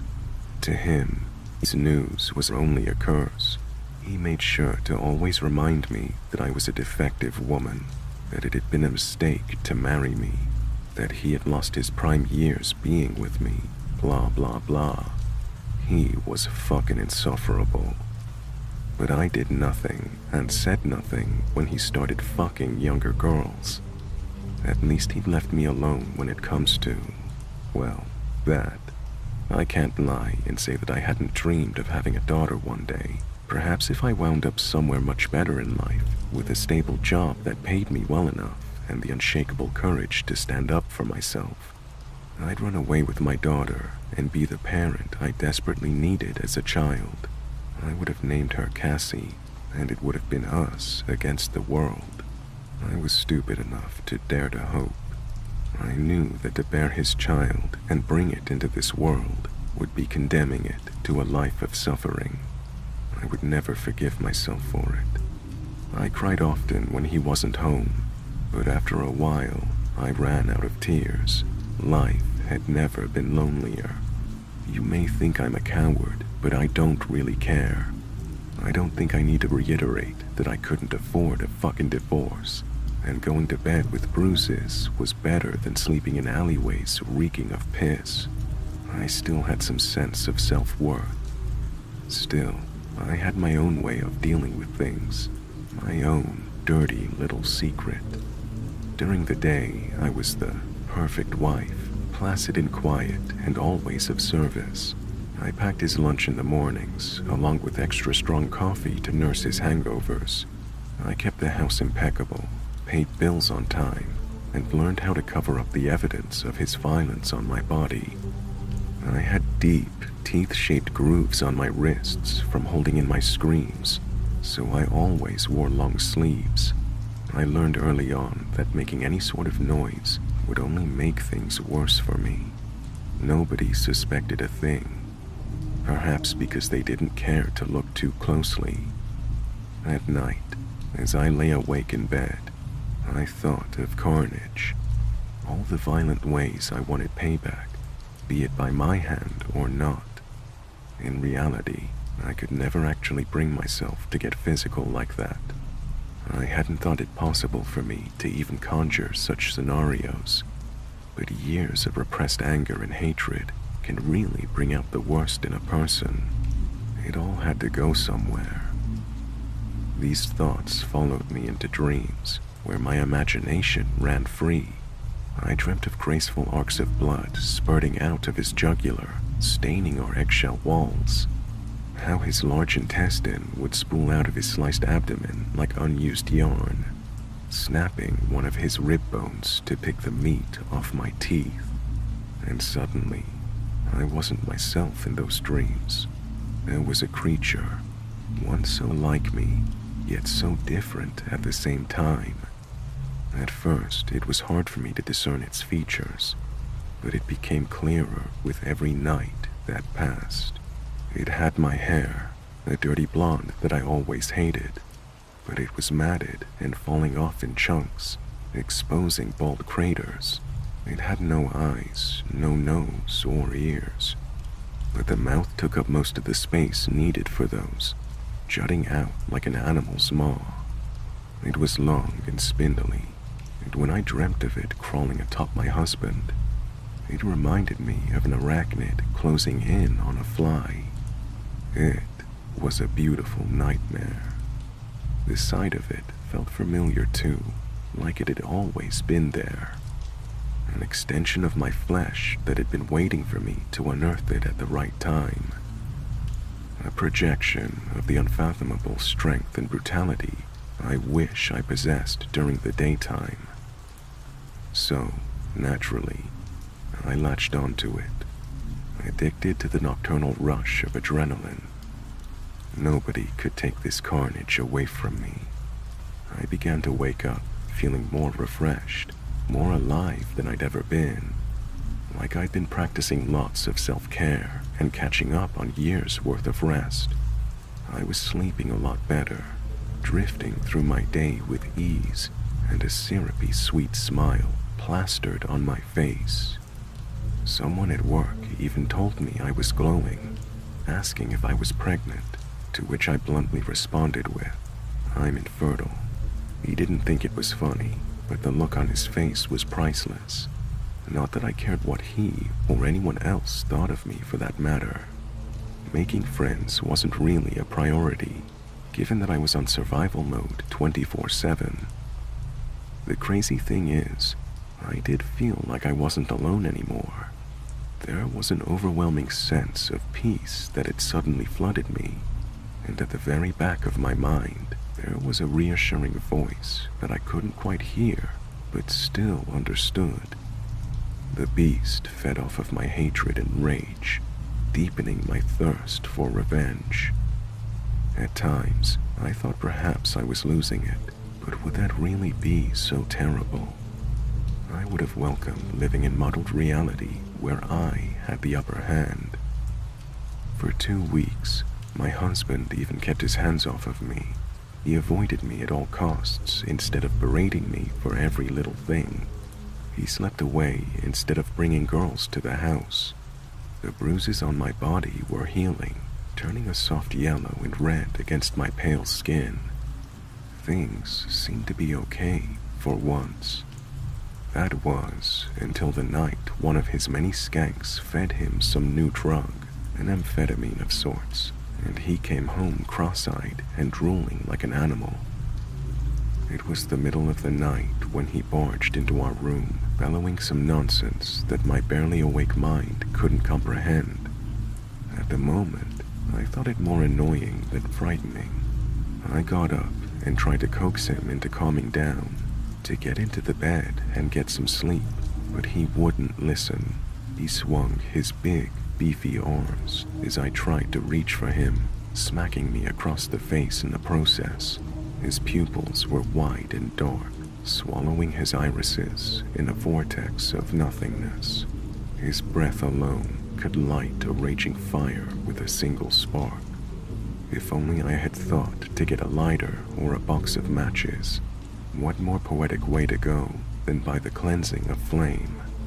For the first time in all our time together, I thought, enough. In a blind act of bravery, I shoved him and he lost his balance, falling onto the mirror that hung on the door and shattering it. When his mind registered what I'd just done, he looked at me with an animalistic rage. He didn't even seem to notice his arm was bleeding, full of tiny cuts. We were both tense, our bodies coiled like springs about to snap. I felt powerful in that moment, but it was a feeling that quickly died down. He was the first to move, and he was so fast that I was barely able to react. From 1 second to the next, he was holding a shard of glass and advancing on me. Once more, he had all control over me, snatching all the power I felt for even a fraction of a second. He swung wildly, screaming, "I'm going to kill you," all while I scurried back quickly, barely out of reach of the shard. In my haste, I tripped over a pillow and fell backwards for what felt like an eternity. Time slowed down until suddenly there was a sickening crack at the back of my skull. Then there was only darkness. I had been snuffed out from existence in an instant, quietly, without so much as a gasp. Or so I thought. I wasn't sure how long I was passed out for, but I woke up to a squelch and the acrid, coppery smell of blood. My vision swam, and I lay there on the floor as I tried to blink away the splitting headache. A movement on the bed caught my eye, and I stared hard, trying to make out what I was seeing. A long, thin arm sliced through the air, sharpening into a right angle as a bloody hand gripped the lower edge of the bed frame. My eyes followed the pale flesh, and I saw a flash of pink-stained teeth, long and thin as fingers. On the walls, large crimson Rorschach stains. The image was so familiar that I thought for a moment I was in a dream again, though a more vivid one. The pain grounded me, as did the memory of what had caused me to pass out. Breathing mechanically, I found some strength within me and slowly sat up. There was more blood under me, and the back of my head felt slick and warm. I placed a hand down to keep myself upright, but instead of feeling the wooden floor, there was something tough and sinewy. The bed creaked, and I looked up, my mind unable to process what was in front of me. The creature from my dreams smiled, which looked weird given its elongated mouth. It was covered in blood and gore, but seemed intact. It had my husband pinned underneath its body, one long hand pressed against his cheek. He was unconscious, bruised and battered, with a couple of bites here and there. Beside the creature, something long uncoiled off the side of the bed and snaked on the floor, underneath my hand and still going. It was a sickening white, pale blue, and purple in color. One end seemed to be connected to the creature's stomach, while the other... Instinctively, I reached a hand up towards the back of my head, where the edge of my nightstand hit my skull. The other end was firmly attached to the nape of my neck, going into a small, fleshy crater that should have been my demise. That's when it hit me. An umbilical cord. The creature had freed itself from the dark womb of my unconscious mind out into reality. My dreams were the gestation. Every night the creature growing stronger. I nourished it, fed it, and even came to love it. I was a mother, despite what I'd been told. I was not broken or useless or any kind of things my husband called me. I was the one in control of my life and my body. I moved, and the creature followed. I raised a hand, and it did the same. It mirrored me, like a child learning a parent's mannerisms, despite the fact that it had no eyes to see me. Love is blind, or so they say. I knew this creature would do anything for me, and I for it. The creature helped me up and steadied me on my feet. Underneath, my husband groaned a little, yet remained unconscious. Both of us looked down at my husband's prone body, detached, the hindrance that stood between us and the life we wanted. Oh, how glorious it would be. Now that we had each other, the next step was to get rid of the obstacle. Hours later, there was no more Frank, at least nothing discernible. We reenacted so many of those violent fantasies, but as much as I wanted to hear him scream, we couldn't alert the neighbors. His vocal cords were severed first, but the look of abject, mute horror and agony on his face was worth it. We left before morning came, catching a brand new day to start a new life.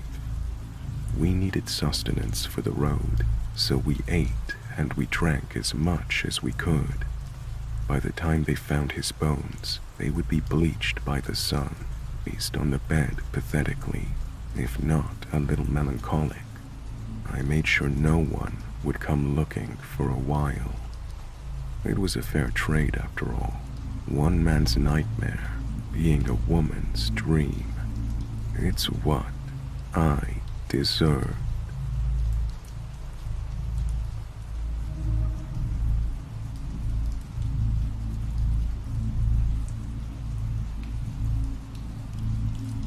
I'd like to begin by describing myself, because I believe it's relevant to the story. I have to assume that I'm not the average author here. I'm 25, male, and a bit above average height. I've been doing sports 5 to 6 times a week since I've graduated high school. Gym, running, CrossFit, squash, swimming, and any team sport my friends decide to play at any given time. My favorite hobbies are mountaineering, hiking, and bouldering. I've just recently purchased a new pair of high-altitude mountaineering boots because it's near the end of the summer season and they were on sale. The plan is to wear them in the Alps next summer on a few ascents. I live in a European capital, one that's surrounded by wonderful nature with many trails and opportunities for hiking.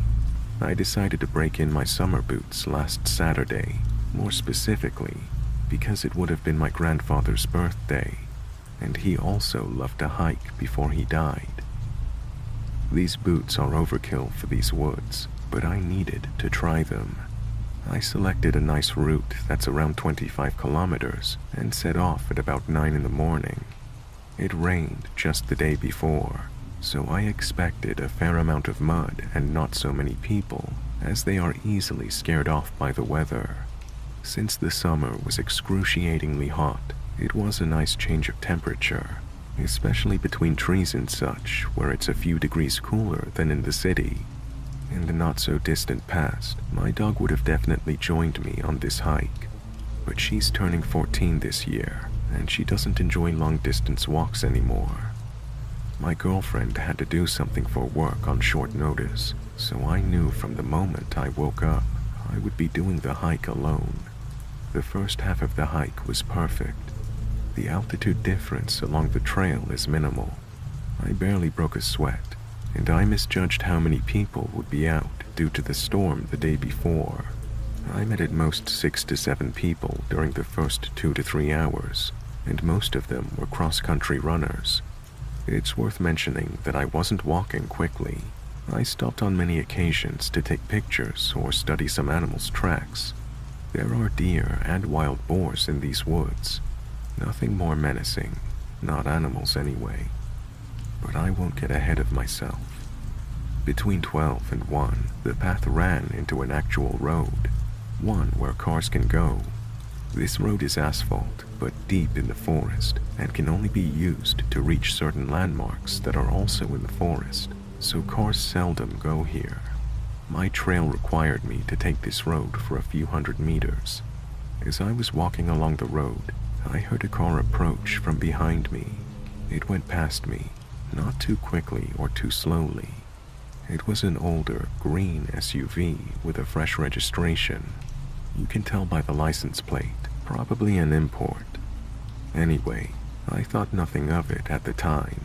Then I heard it drive back. It drove past me for the second time, now very slowly, and I could clearly see 2 men sitting in the front seats, wearing baseball caps and sunglasses. Both had a stubble/beard game going on as well. I assumed they were gamekeepers, even though those cars have a crest on the hood and on both front doors. As I hike a fair amount, I know these things. I see them around quite a bit. They would also not be driving a car like this. They have Jeeps which are more suitable for the forest. Still, I felt no discomfort, and again, I thought nothing of it. Then, my trail left the asphalt road and began snaking in the woods again. I walked ahead serenely, gazing at trees and whatnot.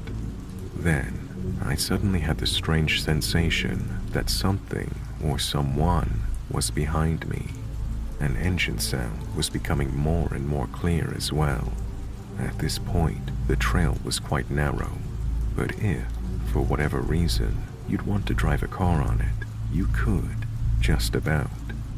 Now, when I turned around, the aforementioned SUV was basically in my face. It was an arm's length away from me, and it stopped just as I had. I looked at the driver, who was staring back, as I can only assume as he was wearing sunglasses. I calmly asked him, "What's wrong? Shall I let you go?" In a polite tone as his window was rolled down. He didn't speak. He slowly started reversing, and he soon disappeared behind a curve. Now I was quite uncomfortable. I also noticed that he was alone in the car, unlike earlier. I listened intently, standing still, since I wasn't sure what was going on.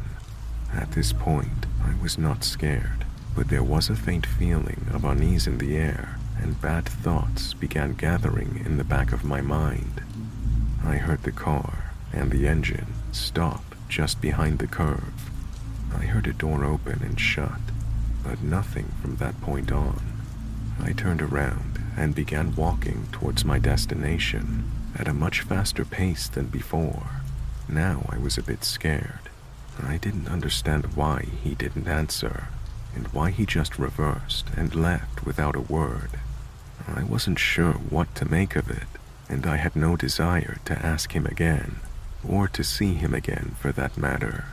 I had just walked enough for these unpleasant thoughts to slowly be erased from my mind.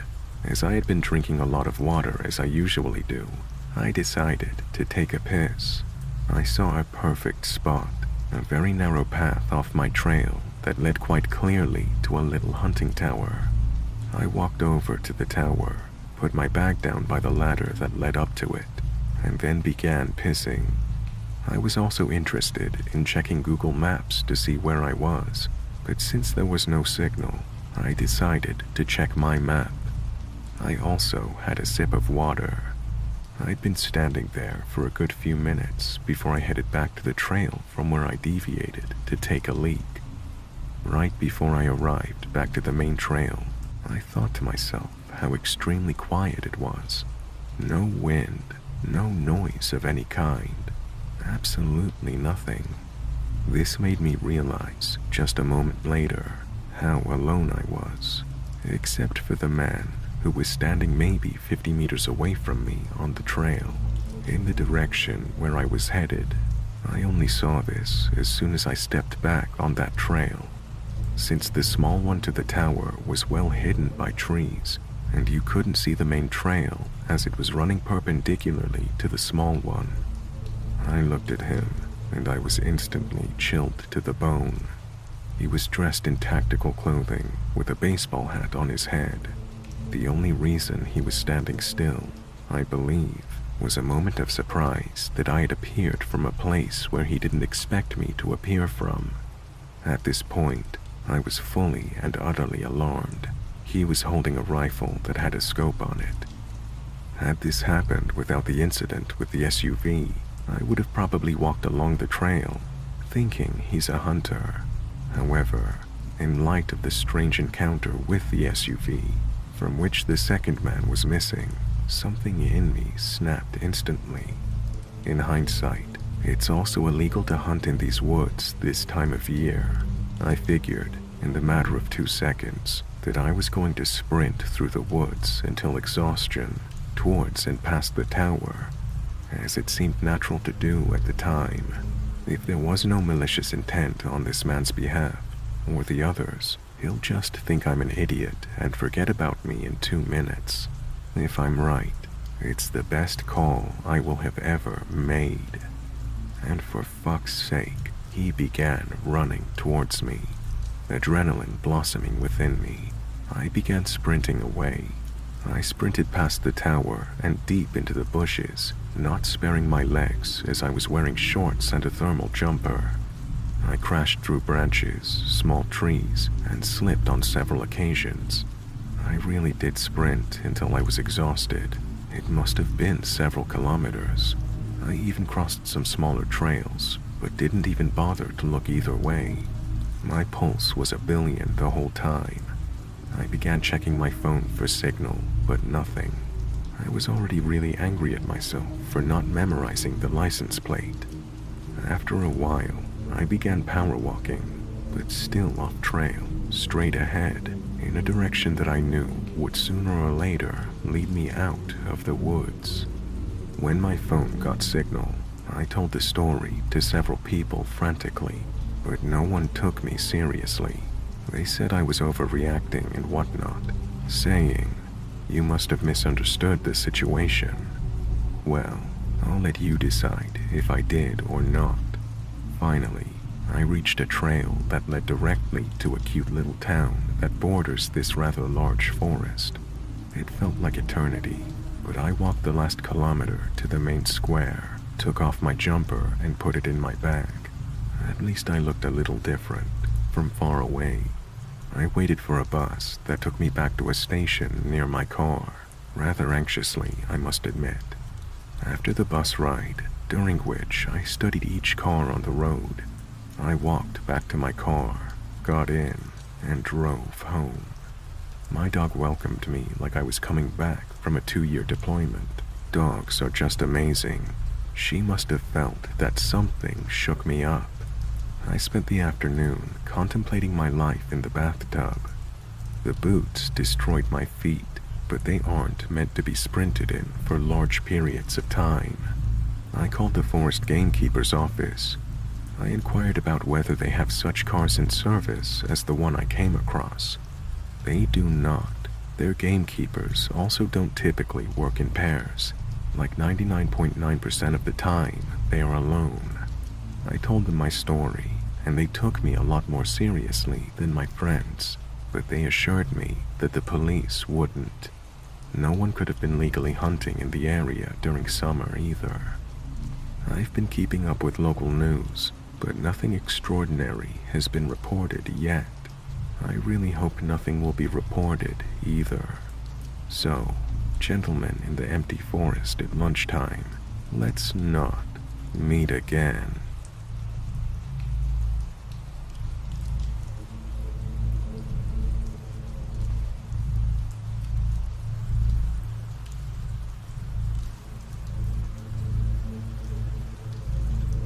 Watching me as I got off, I thanked the bus driver, got off, and realized that the guy was still on the bus.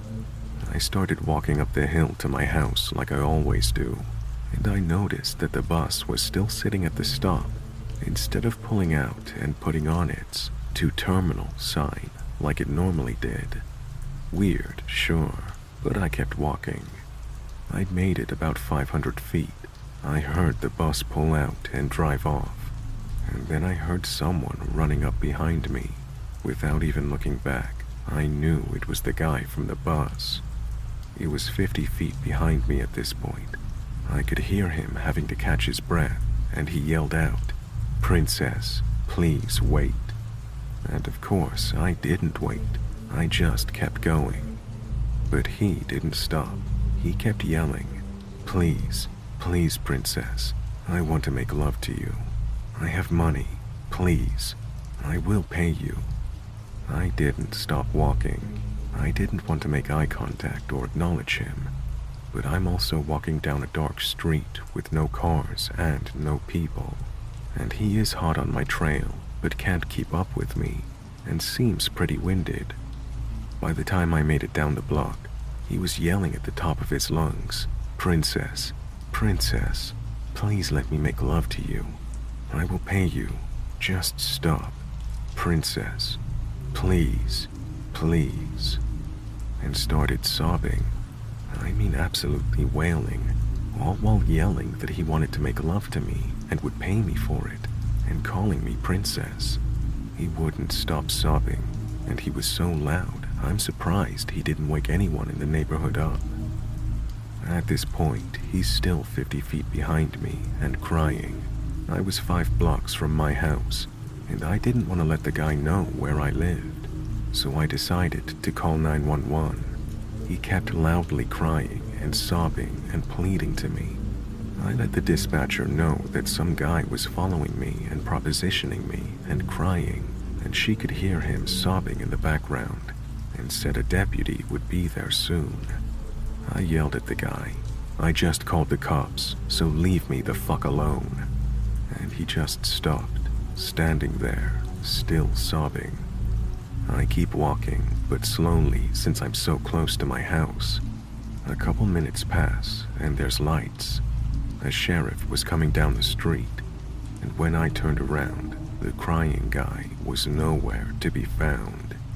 The officer asked if I wanted him to go look for him, or if I just wanted a ride home.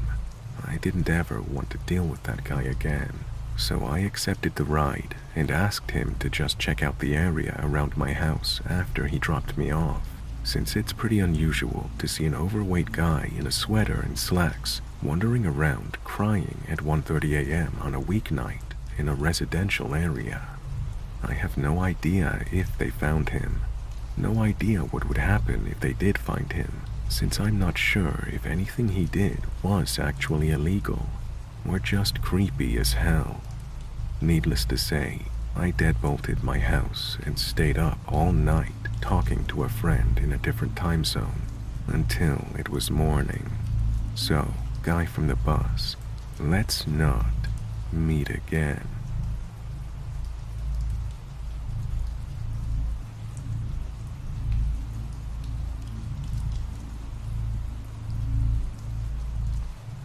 This is a story that's really been bothering me lately for absolutely no reason whatsoever. A few months back, I just had this dream that brought back this memory I tried to suppress growing up.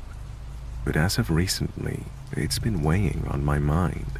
Growing up in 2005 on the edge of the suburbs, there was a large grove of trees and hills by some railroad tracks that lead to a big forest about half a mile from my house. When I was 9 years old, my neighborhood friend and I would ride our bikes to the railroad tracks and walk to the forest to go explore the random pieces of furniture and junk in this peculiar forest. We'd play card games, do homework, and hang with friends out there for about an hour or two, but we never sat out there too long. There were small abandoned houses here and there in this forest that we stayed away from, as one neighborhood friend, Michael, told me there was a homeless man who lived in one of them, and if you saw him, run. So, right off the bat, after hearing this, going near this house in the woods was scary as could be. One chilly November afternoon, after school, I came home and dropped off my backpack at my house and immediately went to the woods. My bike was broken, so I walked. Michael had told me at school that day to meet him in this open area of the forest to play Pokemon with him. This was something we'd frequently do growing up, just to pass the time until our parents got home at 4 p.m., so it was nothing unusual. As I crossed the railroad tracks into the forest, I instantly felt a weird sensation, that feeling you feel when someone is watching you. I looked all around and couldn't see anyone, so I thought I was just getting spooked, as the rather overcast day was very eerie anyway. Trekking through the autumn leaves scattered across this large wooded area, I came upon the big open area where I was supposed to meet Michael. Near the area where we normally met was his notebook, open. On the page was written, "Hey, I had to go back home and grab some batteries for my Game Boy. Wait for me here, I'll be back soon. Michael." I waited. Being alone, especially feeling like someone was watching me, made this particular moment very uncomfortable. However, I convinced myself I was just being a wuss and decided to wait for Michael. I sat down and began playing my Game Boy. It wasn't too long until that sensation of being watched grew into utter paranoia. I kept frantically looking up from my Game Boy and checking my watch to see how long I'd been waiting. I'd been sitting there for 30 minutes. It was beginning to get dark. Then, I heard some leaves crunch. I looked in the direction of the sound and briefly saw a dark hooded figure peeking from behind a few trees, then hide back behind them. My skin crawled, and I immediately jumped up from where I was sitting, and I froze in my tracks, staring. I screamed, "Hello," to see if anyone was there. I was quickly reminded I wasn't alone when I saw this tall, dirty-looking hooded man peek back around from the trees. He called back, "Hey, buddy." I picked up Michael's notebook and ran for my life. I ran so fast, I barely had time to look behind me. However, I heard leaves crunching not too far behind me. It was the man running after me. He was screaming for me to come back, and "I just wanted to talk to you. I'm sorry." I began crying as I was running, thinking this was exactly how those missing kids disappear. I ran and ran and ran until I literally tripped over the railroad tracks and cut up my knees. Michael was just getting to the railroad tracks. He saw me, dirty and bloody and crying hysterically, and I screamed at him to run. Without question, we ran all the way home. The hooded man was nowhere to be seen once we left the railroad tracks. I last saw him standing in the woods, defeated that he couldn't catch me or something. I don't know. I told Michael everything, and we never went back to the woods ever again. Years later, in 2016, they bulldozed the woods and built a neighborhood there. We later found out from fellow neighborhood friends who were in the area the same thing happened to them growing up. To this day, this is probably one of my scariest stories growing up.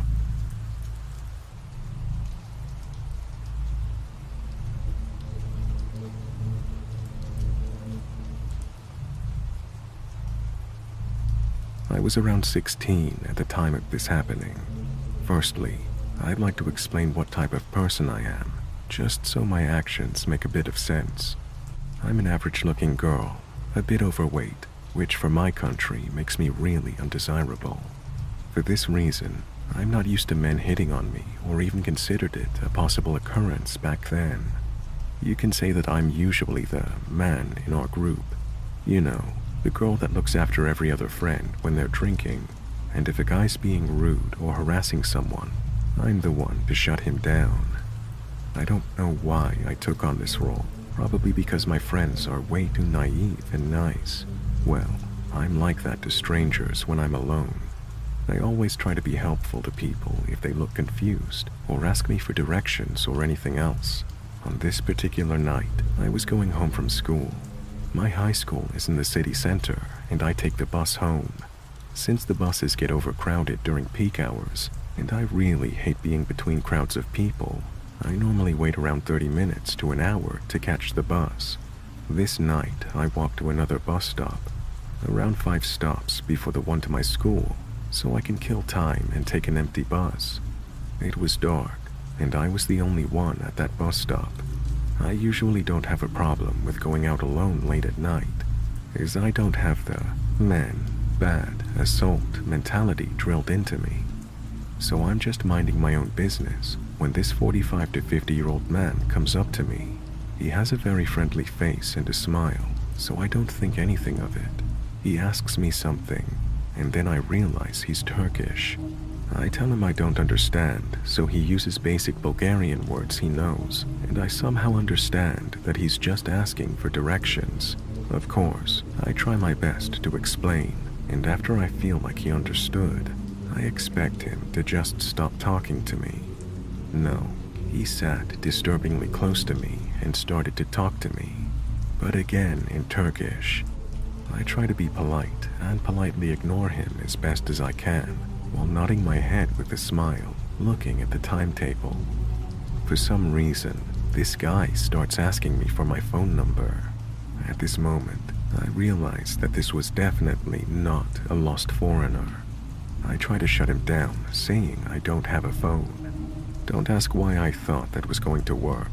I finally give in and give him a random number. He says something else to me, again in Turkish, and then the worst happens. All this time, I'm looking at the 1 minute the bus will be coming in.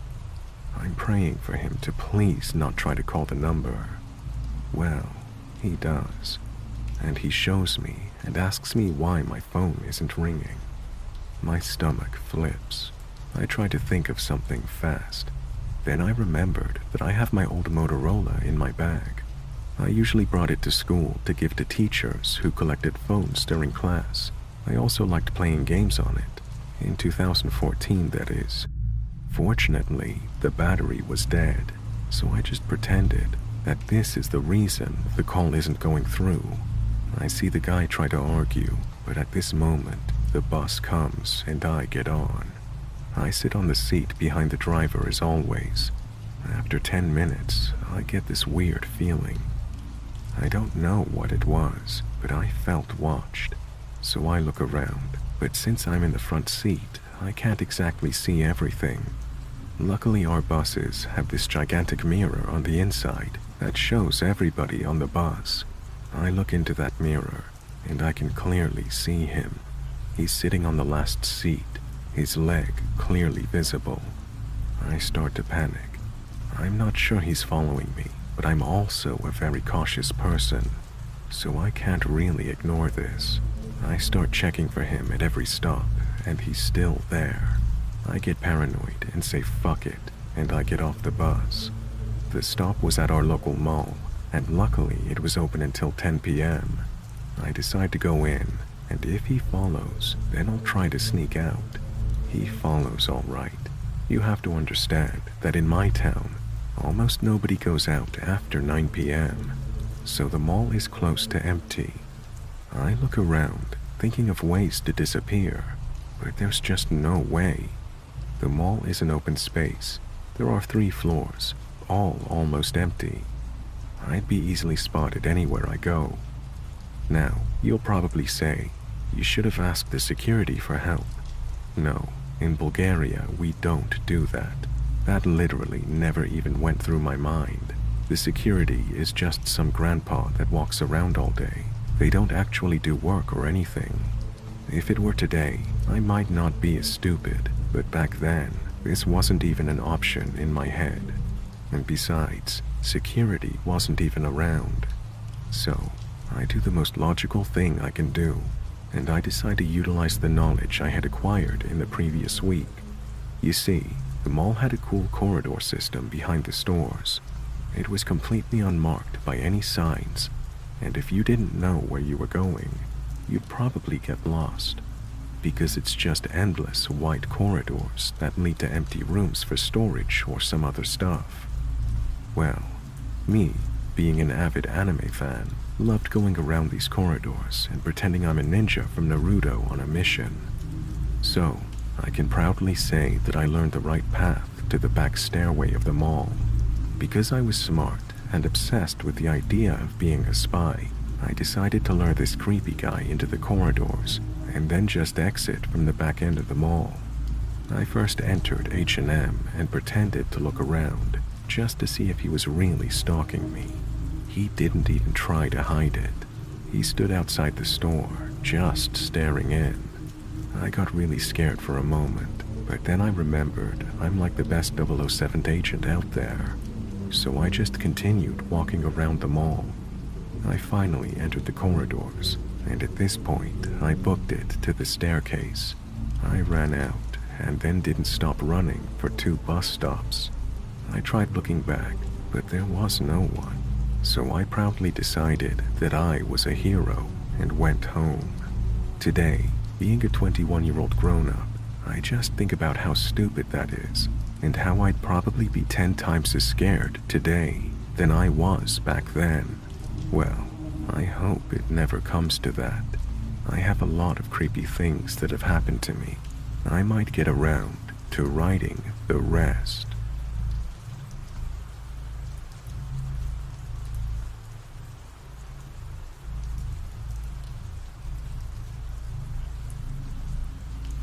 I was 11 when this happened.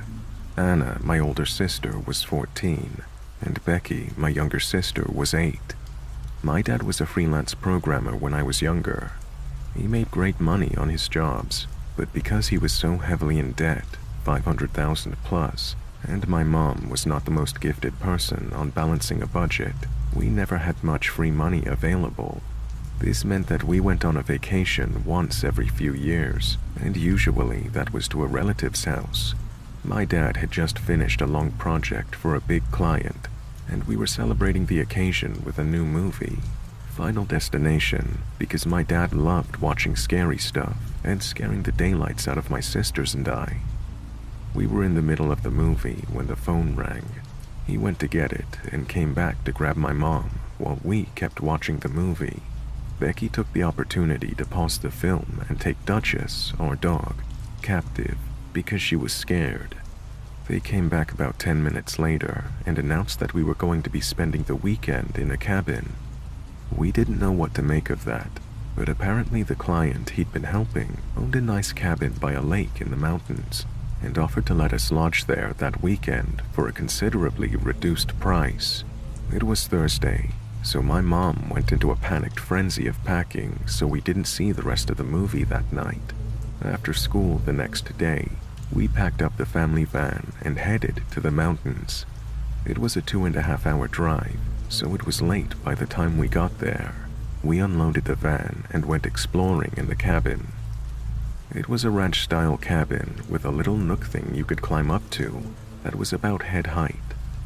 It was about 3 feet tall and probably meant for storage, but it was an excellent place for the 3 of us to hang out in and play games. There were a few dozen board games up there, so we started playing once we decided on the rooms. My mom and dad got the largest one.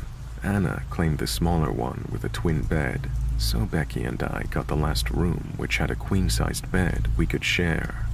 We had a window on the right side of the bed without a curtain, and a lamp on the left side of the bed.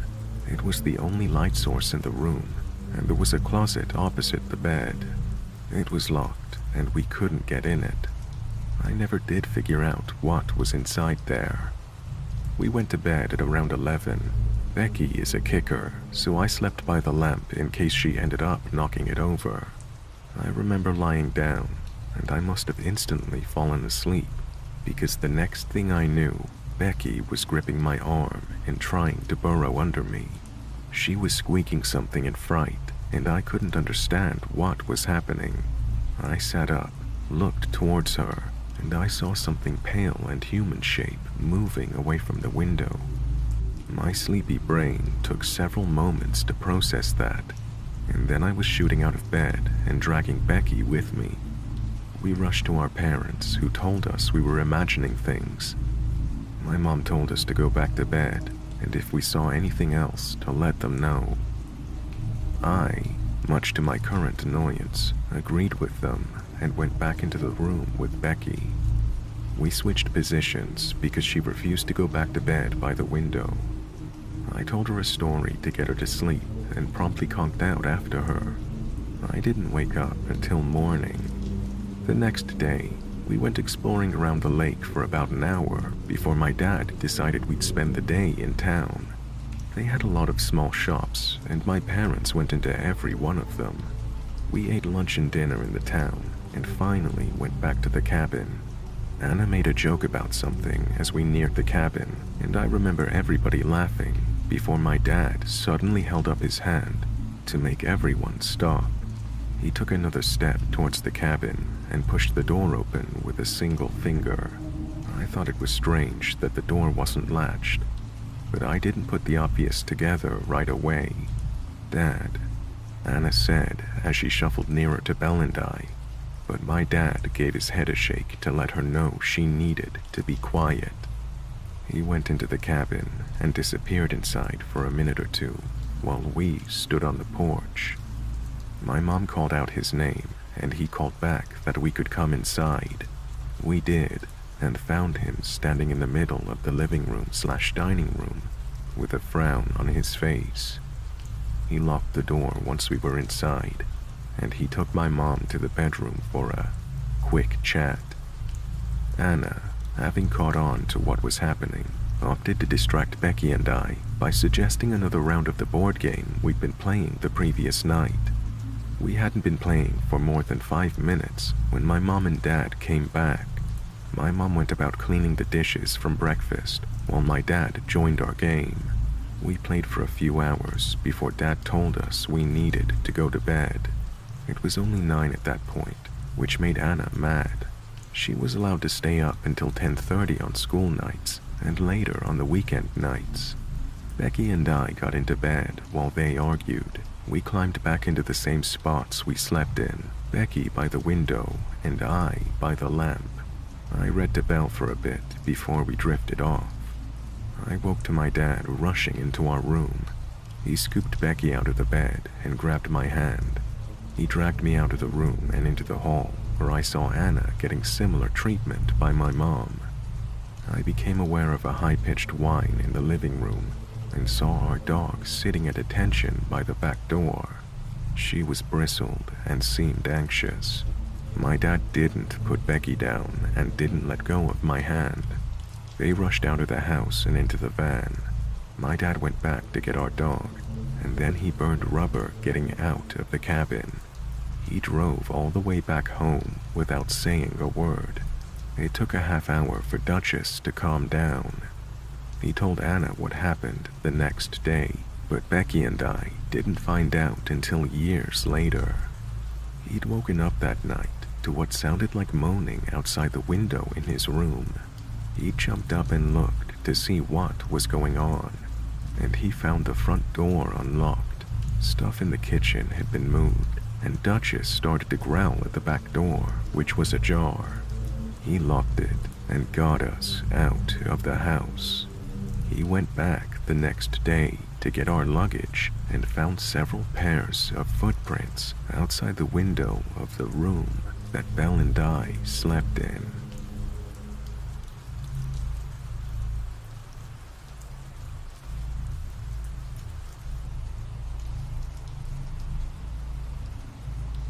Alright, so I'll try to keep the backstory as short as possible. A couple years ago, my living situation evaporated faster than I'd expected it to, and I had to pack all my possessions into my car and leave where I was living.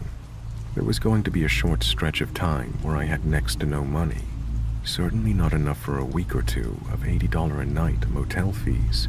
I had a little over $100 all in, so I bought a cheap tent and other similarly shitty camping equipment and some ramen, and decided I would crash in the woods.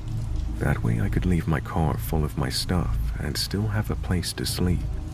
I lived in a fairly forested area at the time, and since I grew up in the area and partied out in the woods a lot in high school, I knew a decent amount of trails and discreet hiding places not far from said trails. So I brought my gear out to a very small mountain and, since it was going to rain that night, I hunted around for a nice place to set up. Being a mountain, I couldn't just find high ground, but I did find this nice little plateau that projected a few hundred feet from the nearest slope before falling off.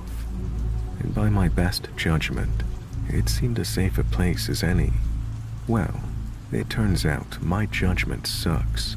Not only was the place right in the path of the rain, but all of the water from above had sluiced into an impromptu stream, whose course ran right through my tent.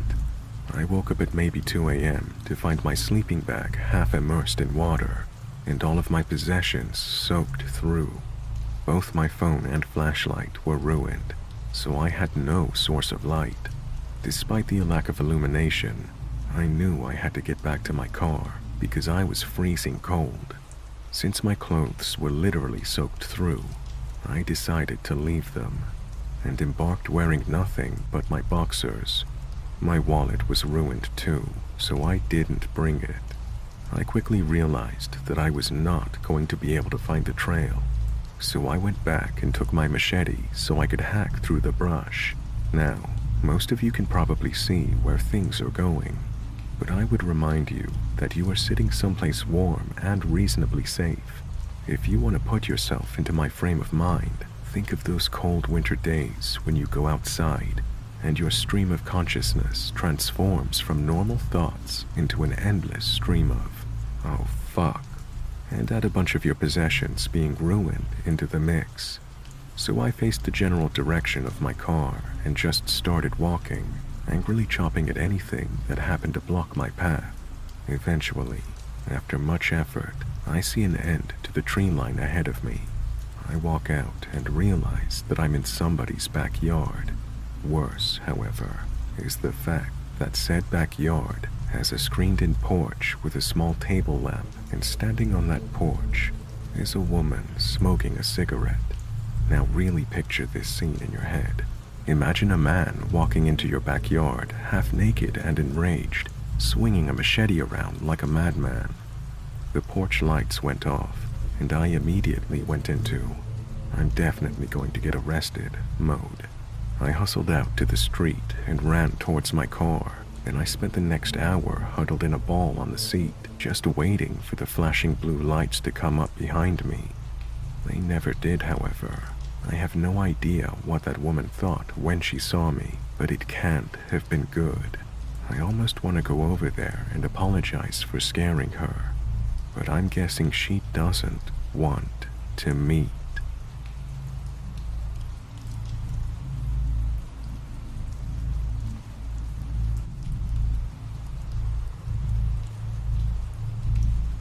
This was a situation a couple weeks back that left a bad taste in my mouth per se. For context, it might be a bit long, but hopefully it will give a bit of background to what made this encounter so creepy for me. This encounter happened about around the time lockdown was in its prime here in Australia. I'm a 23-year-old female living near Byron Bay, about a 20-minute drive away in the surrounding hinterlands. I was born and raised in the city though, so I like to think my judgment of character is a bit finer developed than country folk. For those not familiar, Byron is a major tourist attraction in northern New South Wales, really close to the Queensland's border. It's a beachside town known for its laid-back lifestyle. Because of this, we get a lot of passerbys, even a bit further out because of the nice views and rich bushland, those kind of reasons. and it's not unusual to meet a few odd people here and there. There's also your dose of strange activity, i.e. backpacker Theo Hayes' disappearance not long ago. Lots of people up here have theories on this, ranging from cults to just straight-up cold-blooded murder. In my suburb, it's still quite rural. On our street, there's about 5 houses in total, covering a good couple of 100 acres, and at the end of the street, there's a path to a bush to a lovely waterfall. The journey from my property to the beginning of the trek is about 5 minutes, and the path leads to 2 destinations. The first destination is about 5 minutes into the trek at the top of the waterfall. It has a little wooden platform you can stand on to look out over the waterfall and the stream leading into it. The second is about another 5 minutes down the trek, which is the waterfall itself. Most people keep to the left of the waterfall and will sit under it in the cave, as the almost non-existent clearing to the right of it is quite inconvenient and tricky to get to if you aren't planning on getting really wet. This is important for later. I used to go there quite often to write in my journal and clear my head, and my favorite place is just next to the top of the waterfall. I climb through the fence next to the wooden platform and sit next to the stream on the rocky face that covers either side of the stream. The view was the nicest here, and I also like to sit facing the wooden platform so I could keep better tabs on my environment. This particular day I went down, and coming up to the trek, I noticed a camper van parked with lots of tools and rope attached to the roof. I couldn't see anyone in there, but just had a bit of an inkling there was, so I gave the car a pretty wide berth. Social distancing, but also my ever-present paranoia thanks to this and other true crime subs. And as I passed it, I noticed the side door was opened, which quickly slid shut. Straight up, I thought it was pretty fucking weird. It's illegal to set up camp there, and also we're in a period of essential travel only, so I wasn't really expecting to see anyone down there except for a neighbor going for a stroll. However, I passed it off as a tradie wanting to get out of the house into nature for a bit after work or something, and I kept on. I went to my usual writing place, but as we'd had a bout of pretty heavy rain in a few days prior, the stream was full and I wasn't up to crossing it, so I sat on the same side as the wooden platform about 10 to 15 meters away. I wasn't there for long, maybe 5 minutes of writing with my headphones in, when I heard something. It sounded like a bird over my music, so I just went back to doing what I was doing. But then a few seconds later, I saw someone out of the corner of my eye coming onto the path. I ignored them and tried to go back to what I was doing, partly because I was in a pretty foul mood and wanted to be left alone, but also because it's not really common for anyone to talk to each other out in the bush, apart from the occasional, "How you going?" passing someone on the track. So I thought maybe they were on the phone. No, he yelled out to me again, which I ignored, and then again. I got the feeling he wasn't going to let up, so I feigned surprise along the lines of, "Oh, sorry, I didn't see you and I couldn't hear you over my music." He was in his late 30s to early 40s, just a pretty normal-looking guy. The rest of the conversation is hard to recall verbatim, but essentially it went like this. "Are you going to jump off the waterfall?" he asked. "No," I replied. "Why not?" he proceeded. "Because I don't know how deep the water is," I replied. "Good answer," he said. It seemed pretty harmless, and I assumed he was just visiting the falls for the first time. So I tried to cut off the conversation by going back to my writing. He didn't let up, however, and this is where it started to get a bit weird. I was already feeling quite unsettled by his presence, as he wasn't very focused on the surroundings and more on me, which was pretty strange considering the entire world is in a state of encouraging no communication at the moment. "What are you? One of those nature people who likes to come out here by themselves?" he asked. "No," I told him. "What are you doing out here then?" he asks. "Trying to clear my head and write. It's nice and quiet out here," I replied. "Am I bothering you?" he asked. Yeah, but it's whatever, I replied to him. Honorable mention to my ADHD for making me always susceptible to saying the wrong thing and pretty much incapable of lying. There was just a bit of lull here, both of us just kind of sizing each other up, I guess. Me, just really wanting him to fuck off, but also not being too worried if he did try anything, as I had a large stick with me. It was still pretty warm out, so I always carry it with me because of snakes. How did you get here? He asked. I just climbed down off the path through the fence, I told him. No, I mean, how did you get here, to this place? He pushed. I walked, I replied. Pretty long walk to be out here by yourself, he commented. Not really, I just live up the road, I countered. Something about that response changed something in his behavior, but as we were pretty far apart, it was a bit hard to figure out what. Regardless, I wasn't vibing the situation at all, and I was also kicking myself for making it glaringly obvious to some random guy that I was out here alone, and also for not having told my family where I was going. Well, I guess I'll leave you to your writing. This calmed me a lot, and once again just passed him off as a passerby. I then tell him, the view's a lot nicer under the waterfall if you follow the path down. Oh, I don't know if I could go alone. There could be some people down there waiting to mug me. You'd have to come with me. He says, who says shit like this, especially to someone you've just met in the middle of nowhere? No, probably just having a picnic or a swim, I returned. He stood there for a bit longer than I would have liked, looking at me, and then finally left me alone with an, "All right, see you later," as he headed back up the path toward the parking lot, and I assumed he was going home. I still felt a bit uneasy, so I turned off my music completely and tried to go back to writing. Some time passed, but I was struggling to concentrate, but it wasn't my usual restlessness. I just felt so uncomfortable, almost exposed, so I took a break to enjoy the scenery, and I looked down at the bottom of the waterfall, and this guy is standing to the right of it, and that's exactly what he was doing, just standing there, staring at me. I thought I was just overthinking it, but no, I could literally feel his eyes on me. I noped the fuck out of there. Even if he was just a creepy guy with innocent enough intentions, I wasn't going to wait around to find out, and I'd have a 5-minute head start if he did try to follow me. So I ran back home, and what was left of my journal entry for that day was essentially just about that weird-ass guy. I waited to hear his car go by as well, but it didn't. I thought that was weird. I assumed he must have set up camp there or whatever, or just left later that night. Either way, it sufficiently creeped me out and ruined that spot for me. I haven't been back since. Thanks for listening, and stay safe out there, everyone.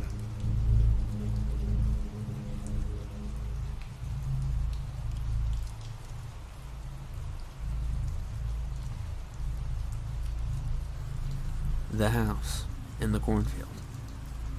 The snowy hill was filled with children and parents alike, all sledding blissfully, utilizing the first snow day of the year. Jacob had never experienced snow like this before, at least in any way as memorable as this. Jacob had moved from South Carolina. Quite the cultural difference, sure, but still being in middle school, he wasn't exactly partial to the South. The snow was fresh and still falling at a considerable rate that you could expect the next couple of days off from school. It was an early snowfall, at least for Davis County. The clear hill was quite dense with all ages of people enjoying the first snowfall, as if snow itself rendered everyone the same age and maturity. It didn't take long for Jacob to find his handful of friends he had made since the beginning of the school year. Since Jacob's parents were separated, and his mother would be working all day, he knew that he had virtually no curfew. After spending a good portion of the day, the hill slowly diminished of people. The bareness of the hill made the once fun and exciting place to be more somber and isolating. The woods that surrounded both sides seemed to become darker. Despite Jacob being with his friends, he now became aware of the time. Not that he needed to get back, but that the shadows of the woods began to creep across the hill. The sun was still up, and would be for the next couple of hours, but Jacob and his friends quickly realized that they were the last ones on the hill. Stories of kidnappers and gruesome serial killers that frequented the dark woods surrounding them caused their snow day to become short. If anything were to happen to these boys, no one would know about it for quite some time. "It's getting kind of late. I'm soaking wet," Ethan said while glancing around the empty hill. "Same time tomorrow? Assuming that school is still canceled." Jacob nodded his head. He was glad someone said something since he didn't want to be the first to end such a great time. The small group of boys did one last run before all meeting up at the bottom of the hill and going their separate ways. Ethan and his brother Jason went their separate ways from the rest of the boys, since they lived on the other side of town. Jacob, Gary, and Trevor began the cold walk alongside the woods, which bordered some kind of abandoned cornfield of some kind. After 5 minutes of walking, Trevor pitched the idea that there was a shortcut in the cornfield that would take about 15 minutes off their walk back to the main road. Jacob had seen the cornfield when he was walking to the hill earlier that day. The brown and black stalks of corn stood at a height that made visibility quite difficult, especially at their preteen sizes. But thankfully, the field was clearly not taken care of. The once perfect field of road corn was now slowly losing the crop that once grew here. Getting lost in the field was possible, but not likely. Trevor and Gary began pushing their way through the dying crop when they looked back to see Jacob. He was clearly not comfortable with the idea. "Are we allowed to go in the cornfield? Doesn't someone own this?" Gary began to chuckle. "Does it look like anyone owns it? It looks terrible." Jacob was unconvinced. "What if we get lost in there? Then we'll really be in trouble." Trevor piped in. "We won't get lost. I've done this before. There's a path in here somewhere that leads you to the other side by the road. You don't have to come, but you will have to walk back by yourself. Up to you." The two boys continued walking slowly, out of view of Jacob. The woods behind him were menacing, especially so since he was slowly becoming more alone by the second. The irrational thoughts would quickly triumph over reason as Jacob quickly found himself chasing after his friends in the cornfield. Thankfully, he didn't have to go too far to find them. Worst case scenario, he could simply follow the footprints in the snow to find them, but he didn't have to. The young boys chuckled through their wet scarves as they knew Jacob was too afraid to be alone. The three continued together, trudging through the snow and toppled corn stalks that filled the field. About halfway through the field, a small clearing emerged, revealing to the surprise of all the young boys, an old and decrepit 2-story home, quietly gathering snow. "Whoa, this wasn't here before," Trevor mumbled. Trevor was telling the truth when he had said he had crossed the field many times, but in none of his instances of taking the shortcut had he ever come across the home. Gary and Jacob were silent, taking in the hideous form that neglect inflicted upon the exterior wood of the house. The clearing wasn't terribly large, just enough to imprison the strange structure within it. It was a home for sure, but there was no road or path leading to this bizarre destination, and the building itself emitted no light, only darkness. Thick clouds of snow began to swell in the sky, shading the dimming sun even more so. The three boys silently agreed that this might have been something fun to investigate, perhaps with an older brother or on a warm summer day, but right now, this place was dreadful. A place that surely must have held terrors and pain. A serial killer's hideout, no doubt. None of the boys even suggested entering. The excuse of being late in the day or being too cold didn't even have to arise, as they all walked past the house. They continued into the field, seeing how that for once the idea of them no longer being alone began to fester in their young minds. They had a couple of hours of daylight left, so panic didn't initially find them when they were not able to find the other side of the field. The stalks were too tall, shrouding any possibility of peering over to find a hint out of this unintended maze. Rather than fear or anxiety, frustration kept the boys company as they wandered aimlessly in the cornfield. The shortcut, which should have taken maybe 10 minutes in its entirety, was now almost an hour in, effectively removing this path from the title of being a shortcut. Thankfully, the boys were smart, at least when it came to problem solving. I suppose they weren't that smart seeing how they put themselves in this situation, but nonetheless, they realized that all they had to do was backtrack by following their snow prints, and they would have found the way that they came into the field. But time and weather were against them. Snow continued to fall, slowly filling the shoe prints that would guide them out of there. The boys stopped guessing their way back and turned back. The snow prints weren't easy to follow. The uneven ground and the fallen stalks of corn made tracking their path not the easiest, but definitely possible. A brisk 15 minutes passed and the boys found themselves back at the house. Following their footprints and trying to hurry had greatly minimized the time needed. But as fate would have it, the young boys were not able to find their initial trail leading to the house. Again, there was no rush in regards to daylight, but the idea that they were lost began to slowly dawn on them, causing them to resort to an unpleasant reality. All they needed to know was which direction they needed to take to get them out the fastest. If they could only just simply glance over the stalks of corn, they would know in a matter of seconds.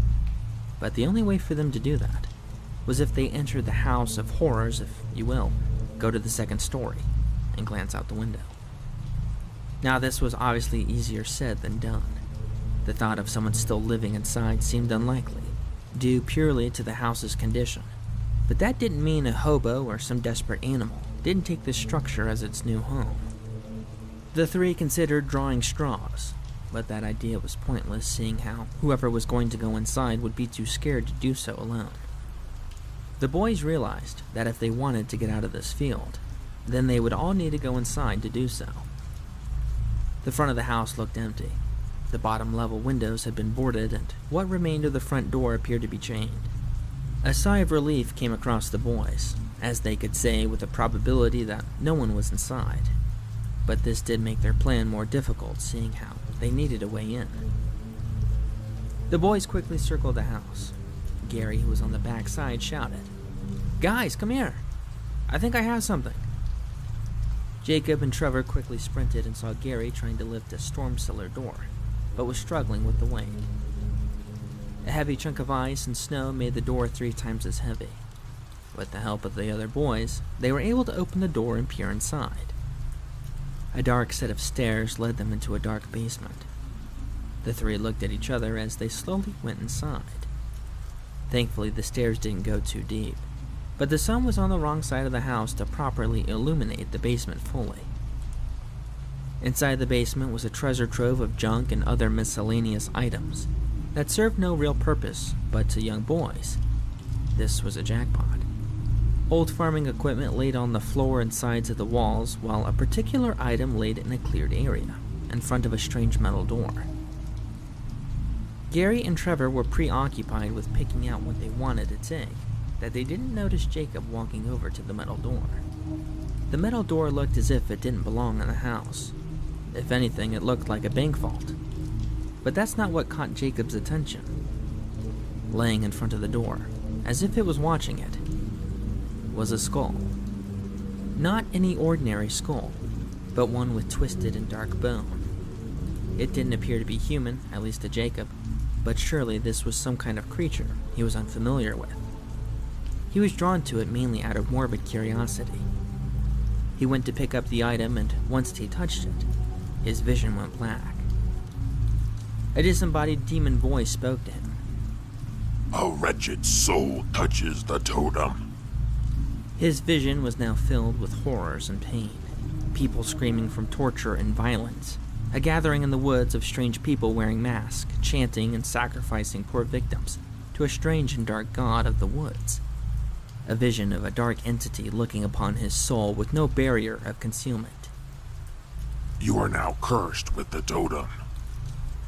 What felt like 1,000 years of torment and agony ended up being only a few moments, as Jacob was brought back to reality. Neither Gary nor Trevor had realized what had happened. They were too busy scavenging through garbage until Jacob came to and began to vomit violently. Sludge of black filth escaped his body, causing the other two boys to forget what they were doing and give attention to Jacob, who was now on his hands and knees dry heaving what little vomit remained. "You okay, bro?" Trevor said worriedly. "No, I'm not. Something's not right." Before Jacob explained what had happened, Gary saw the metal door ahead of them. "Whoa, this looks like a safe door or something. There's probably some treasure behind it." Jacob stood to his feet. "Don't touch the door." He was exhausted. He was no longer subjected to the cold of the snow, but was now sweating from every pore. "Dude, what are you holding?" The thing looked scary. Jacob looked down to see he was holding the totem skull by its antler. Before he could get a word out, a loud slam came from the other side of the door, and a scream. The scream shook the boys except for Jacob, who was still coming to terms with what he had just experienced. The door shook its frame as rapid banging began to twist and mangle its shape. Something strong was behind it. The boys made their way out of the basement, up the stairs and up to the second floor.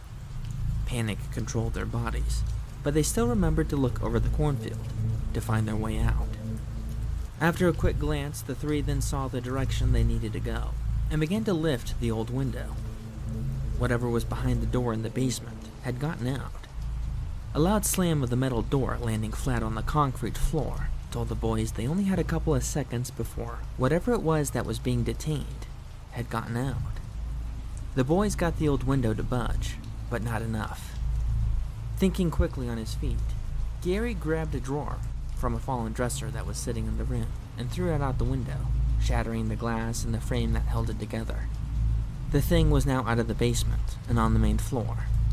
None of the boys had time to think about jumping out the window, but just did it. The snow and the stalks of corn provided little cushion to their fall, but the adrenaline in their bodies made up for the damages. They sprinted into the cornfield. After 10 minutes, they finally escaped and made it to the other side. Neither of them were sure what was in the basement, nor if it followed them out, but they didn't wait around to find out. It wasn't until Jacob had a moment to breathe did he realize he was still holding on to the totem. He thought he left the cursed item in the basement with whatever hell-like creature was in there, but he was still grasping it tightly. The boys continued to run down the street to a more populated part of the town. From there, they began to feel safe.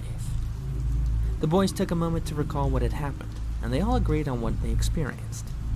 It was clearly that they had narrowly escaped some terrible fate. They didn't get a good look at whatever it was, but that didn't mean it didn't see them. Gary and Trevor began walking towards their street, and Jacob went his own way home. Vomit on his winter jacket had covered the front of his clothes and began to harden from the cold. The sun which the boys had taken advantage of had now begun to set.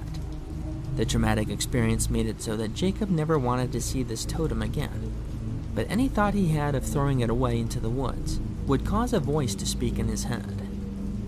You cannot relieve yourself of such a fate. You are bound to the totem.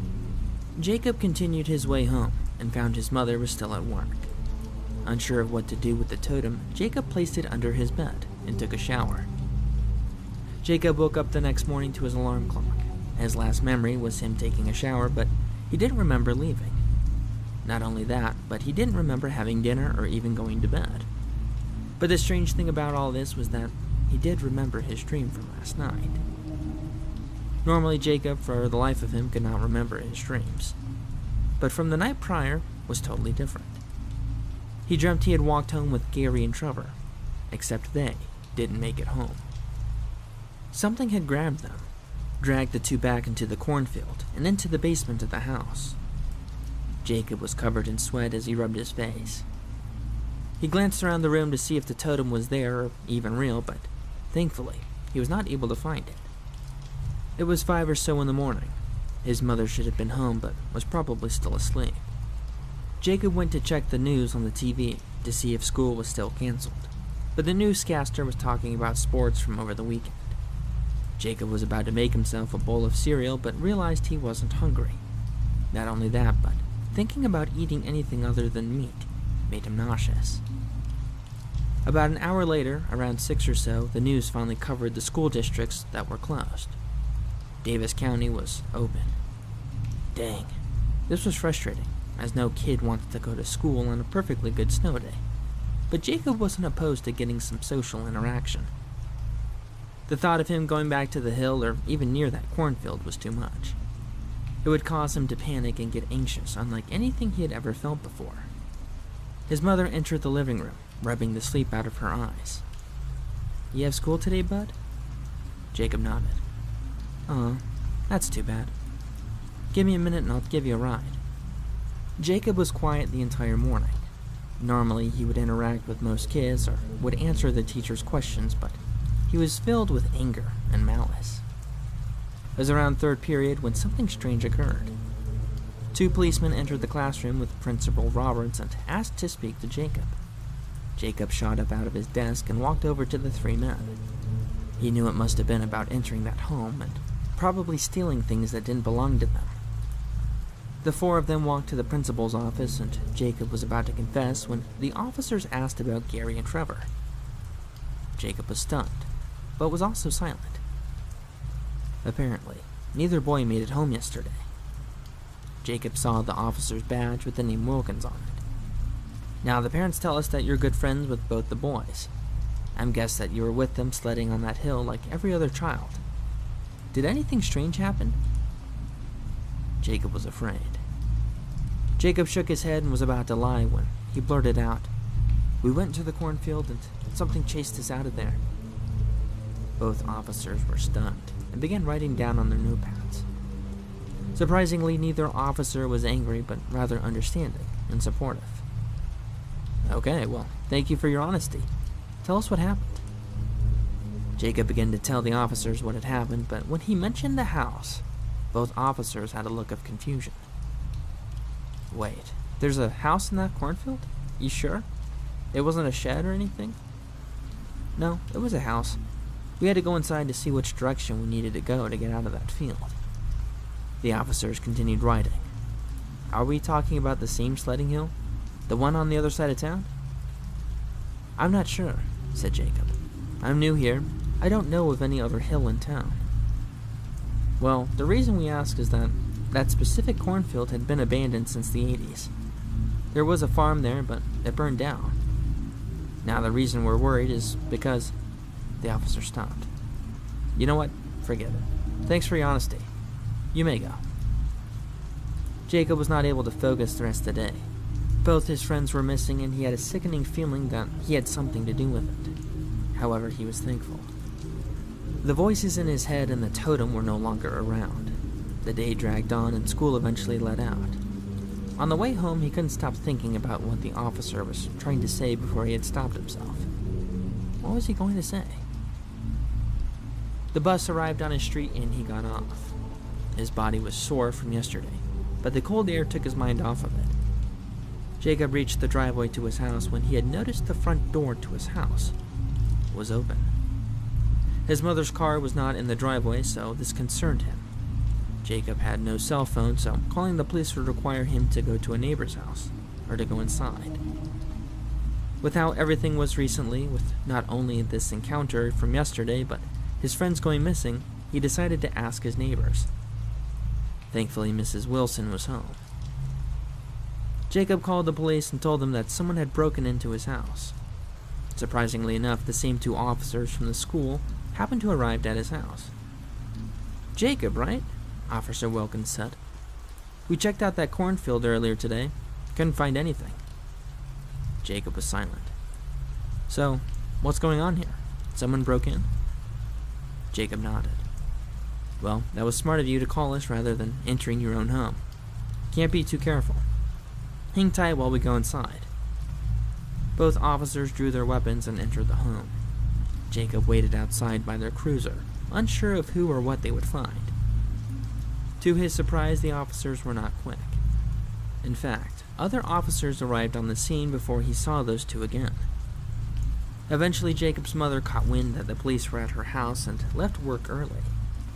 The original officers eventually came out some time later and requested both the mother and Jacob come with them down to the station for questioning. Jacob's mother was not pleased by this.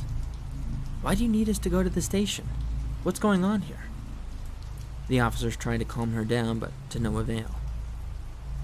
"Something happened inside, and you guys are no longer safe here.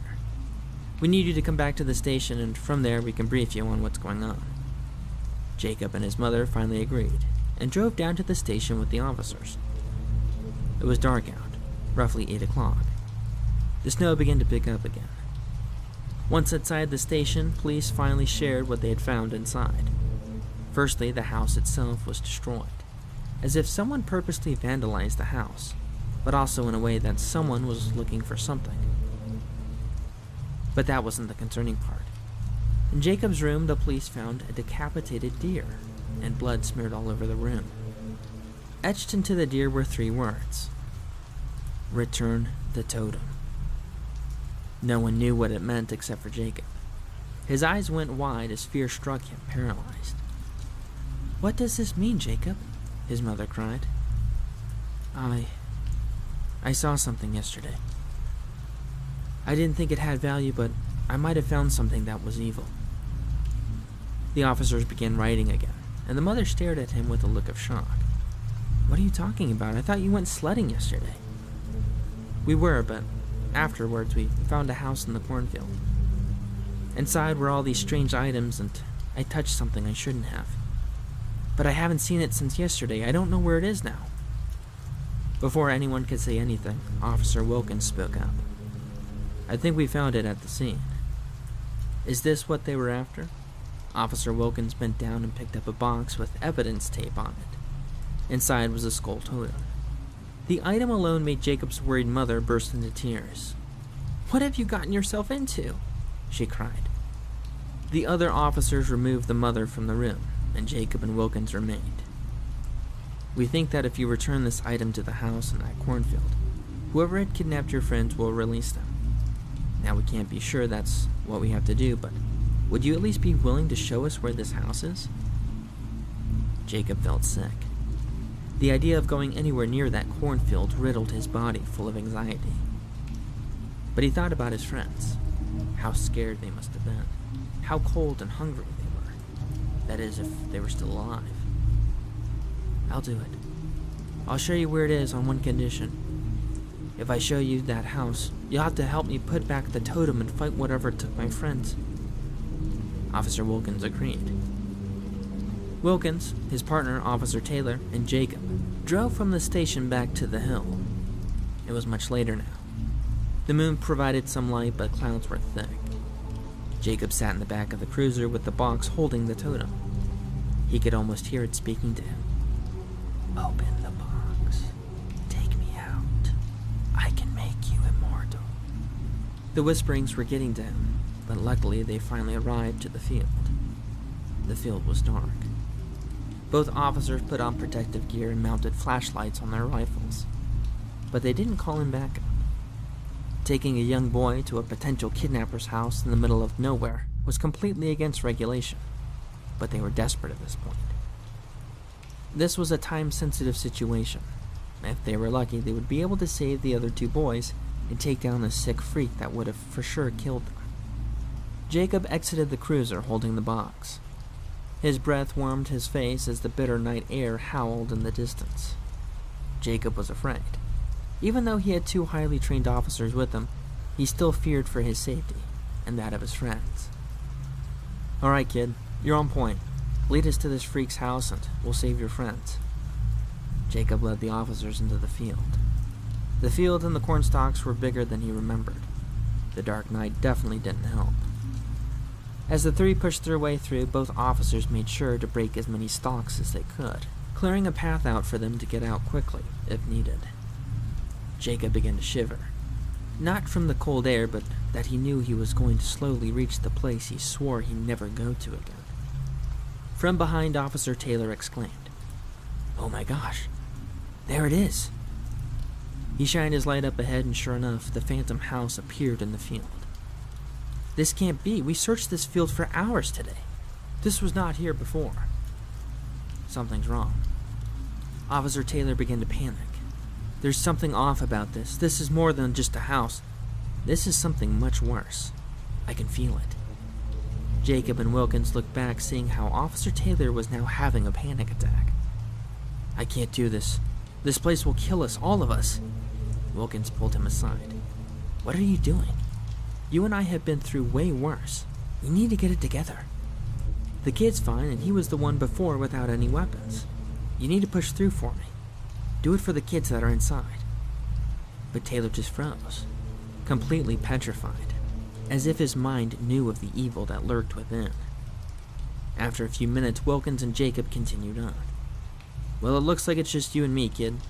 Let's go find your friends. Jacob took him over to the storm cellar door that he and his friends had found the other day. The door was still open. Okay, I'm going to lead the way and you stay behind me. Don't say or do anything that will give away our position. Jacob nodded. The two entered slowly, as if time itself slowed. The light on the rifle pierced into the darkness, illuminating the basement. The box holding the totem began to vibrate. We're getting close, Jacob whispered.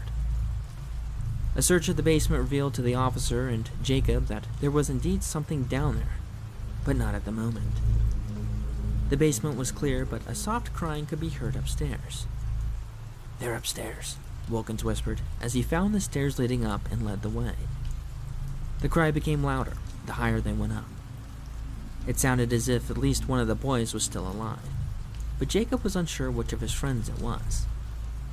The box vibrated more, as if a rabid animal was trying to escape from within. The box is shaking on its own. I'm not doing this, Jacob assured.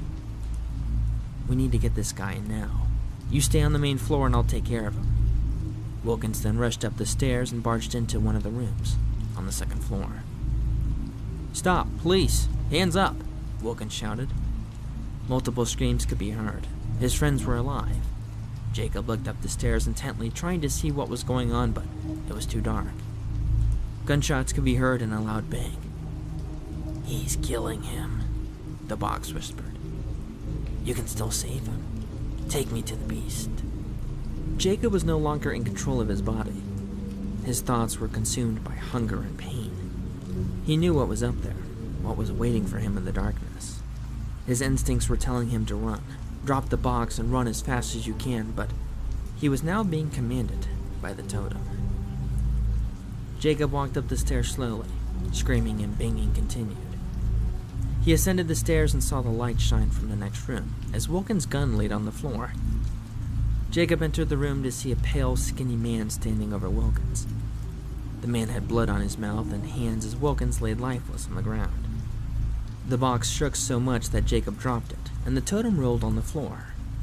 The creature stopped and looked at Jacob. This man was tall. His body hardly looked human. He looked as if people evolved to be killing machines. He can't be killed, screamed Gary. Jacob then felt immense pain shoot throughout his body.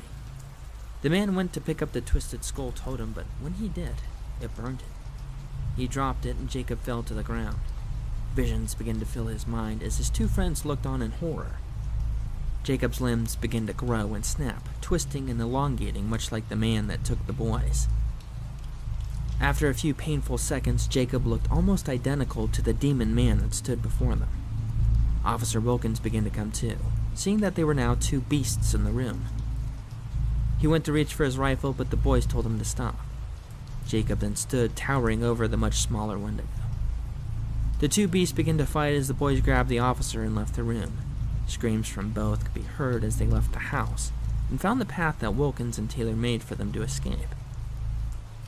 The three of them continued to hear screams until it was abruptly stopped. None of them waited to see who had won the battle of the beasts. Siren lights could be seen through the stalks as Wilkins realized Taylor had called him back up. Dozens of cruisers sat outside the field, with men ready to enter. But this would be pointless, as Officer Wilkins knew that without Jacob, they would never find that house.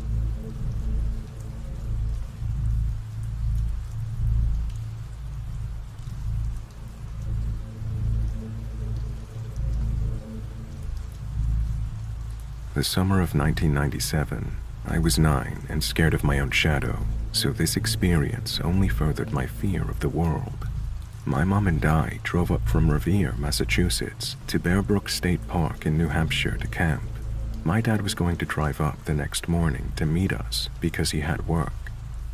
So, everything was going normal at the campsite. We set up the tent, built our fire. All was well. It was still daylight when we noticed that the lone greasy-haired man in the campsite connected to ours was continually running and leaping onto a wooden post, then attempting to balance himself on one foot. He kept doing this over and over and over. It was odd, but we just figured he was some lonely kook, and we had a good laugh at his expense. My mom thought maybe he was trying out for the circus. Cut to nighttime. Absolute darkness, if not for the campfire. My mom and I were sitting and roasting s'mores over the flames when we heard footsteps approaching from the other campsite. Out of the pines, the lone man stumbled onto our campsite, and he was ghastly and ragged in the firelight. I could tell my mom was tense. She asked the stranger what he needed. "Hey," he mumbled, "I need your help in my campsite." We waited, and he didn't go. My mom asked what he needed help with. The filthy man said, "I locked my keys in my van. I need you to come over and help me." He then looked at me and said, "Don't worry, kid. You can stay here with your fire." I remember getting goosebumps at that. My mom said, "I don't know how I can help you with your lost keys. You must have a spare hanger lying around somewhere," suggested the man. My mom told him that she didn't. The ghoulish man wouldn't let up though. "Yeah, you must have a hanger lying around here somewhere. Maybe you dropped one on the ground near your tent." My mom adamantly told him she did not have a hanger and quickly added, "My husband will be here soon. Maybe he can help you. He's a pretty strong guy."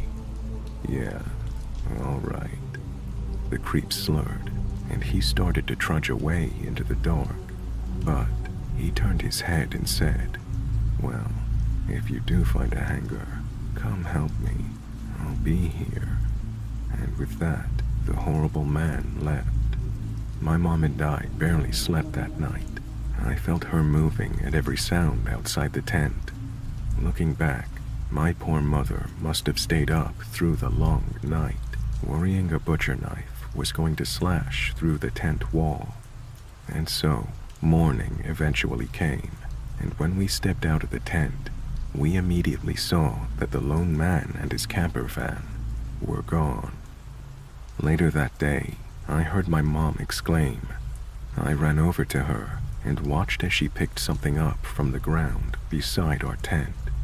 She held it between us, staring at it, not speaking. It was a metal hanger. I found out later in life that 4 dead females were found stuffed into metal barrels in Bear Brook State Park back in the 80s.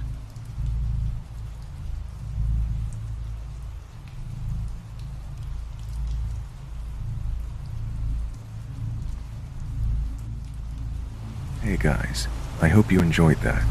If you have a scary story you'd like me to read on the channel, please send me an email or post it to my subreddit.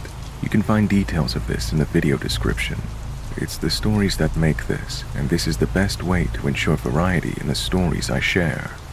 Thank you all for listening, and a special thanks to my channel members and patrons who now have special access to ad-free videos and other behind-the-scenes content.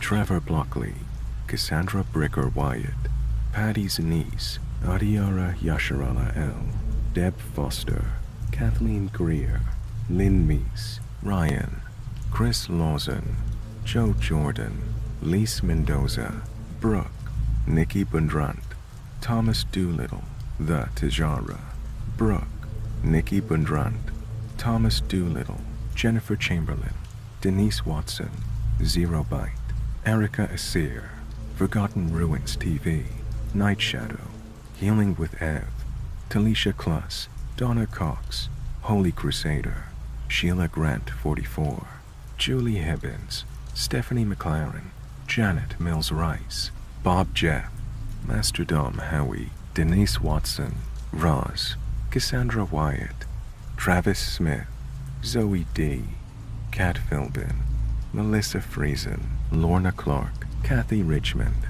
Natasha Hensley, Jaleesa Ferguson, Leah McBride, Emily Pearson, Tyler Wilson, Lynn Meeks, Kristen Berto, Shaz, Betty Brantley, Candice Lee, Africa Winfield, Becca, Lydia Adams, Girl Veteran, Legends CBZ 69 2012, Katrina King, Hospital Cakewalk, Dirty Diana, Quinta Siegel, Shirley Porch, Taylor Ruist, Annalisa Petrie, Jasmine Davis, Janelle Jensen, Jasper Roth, Alex, Monica Levalace, James Gargano, Sarah P, Fire 05, Matt is a Felter, Tierra Sanders, Melissa Kingery, Kitty Cat Luna 2, Chelsea Moffat, Ryan, Gabrielle,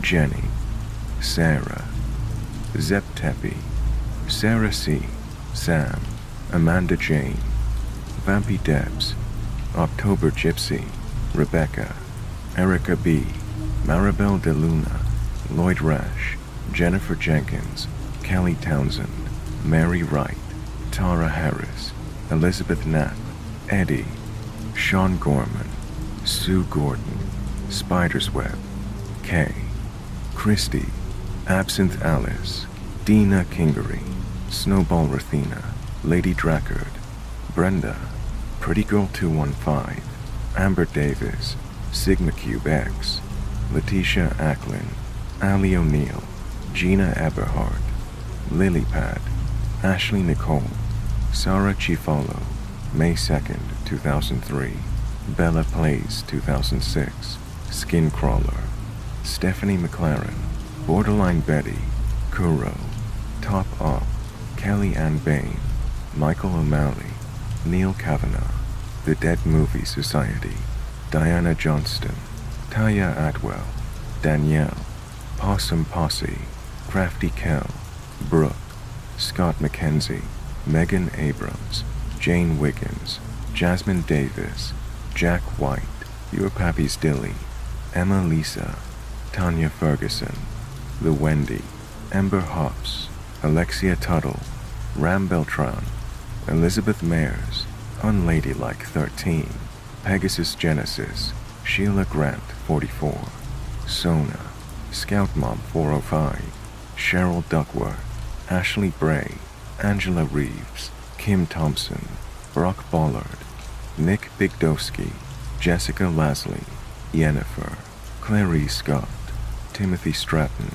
Melissa Kingery, Shane Stevens, Serge Vargas, Bart in Real Life, April Jordanet, Lisa Prentice, Mason Hayes, Sarah Price, Jasmine Thomas, Angie Lindop, Z Harris, Kirby Harris, Yolo Sapien, Lavina Cordelia, Misty Racour, Michelle Green, Dixie Busby, Paula Ferreira Nieves, Samantha Place, Donna Cox, Stephen Wheeler, Melissa Moore, Deshaun Edmondson, This Bad Kitty, Gloria, Christina Myway, Connie Sue, Carol Zaffarano, Merciful Humming, Kelsa Rundle, Ashley Juster, Vicky Howell, Joe Tozer, Zoe D, Nicholas Johnson, Kimmy Love. Once again, thank you guys for listening. Have a great night.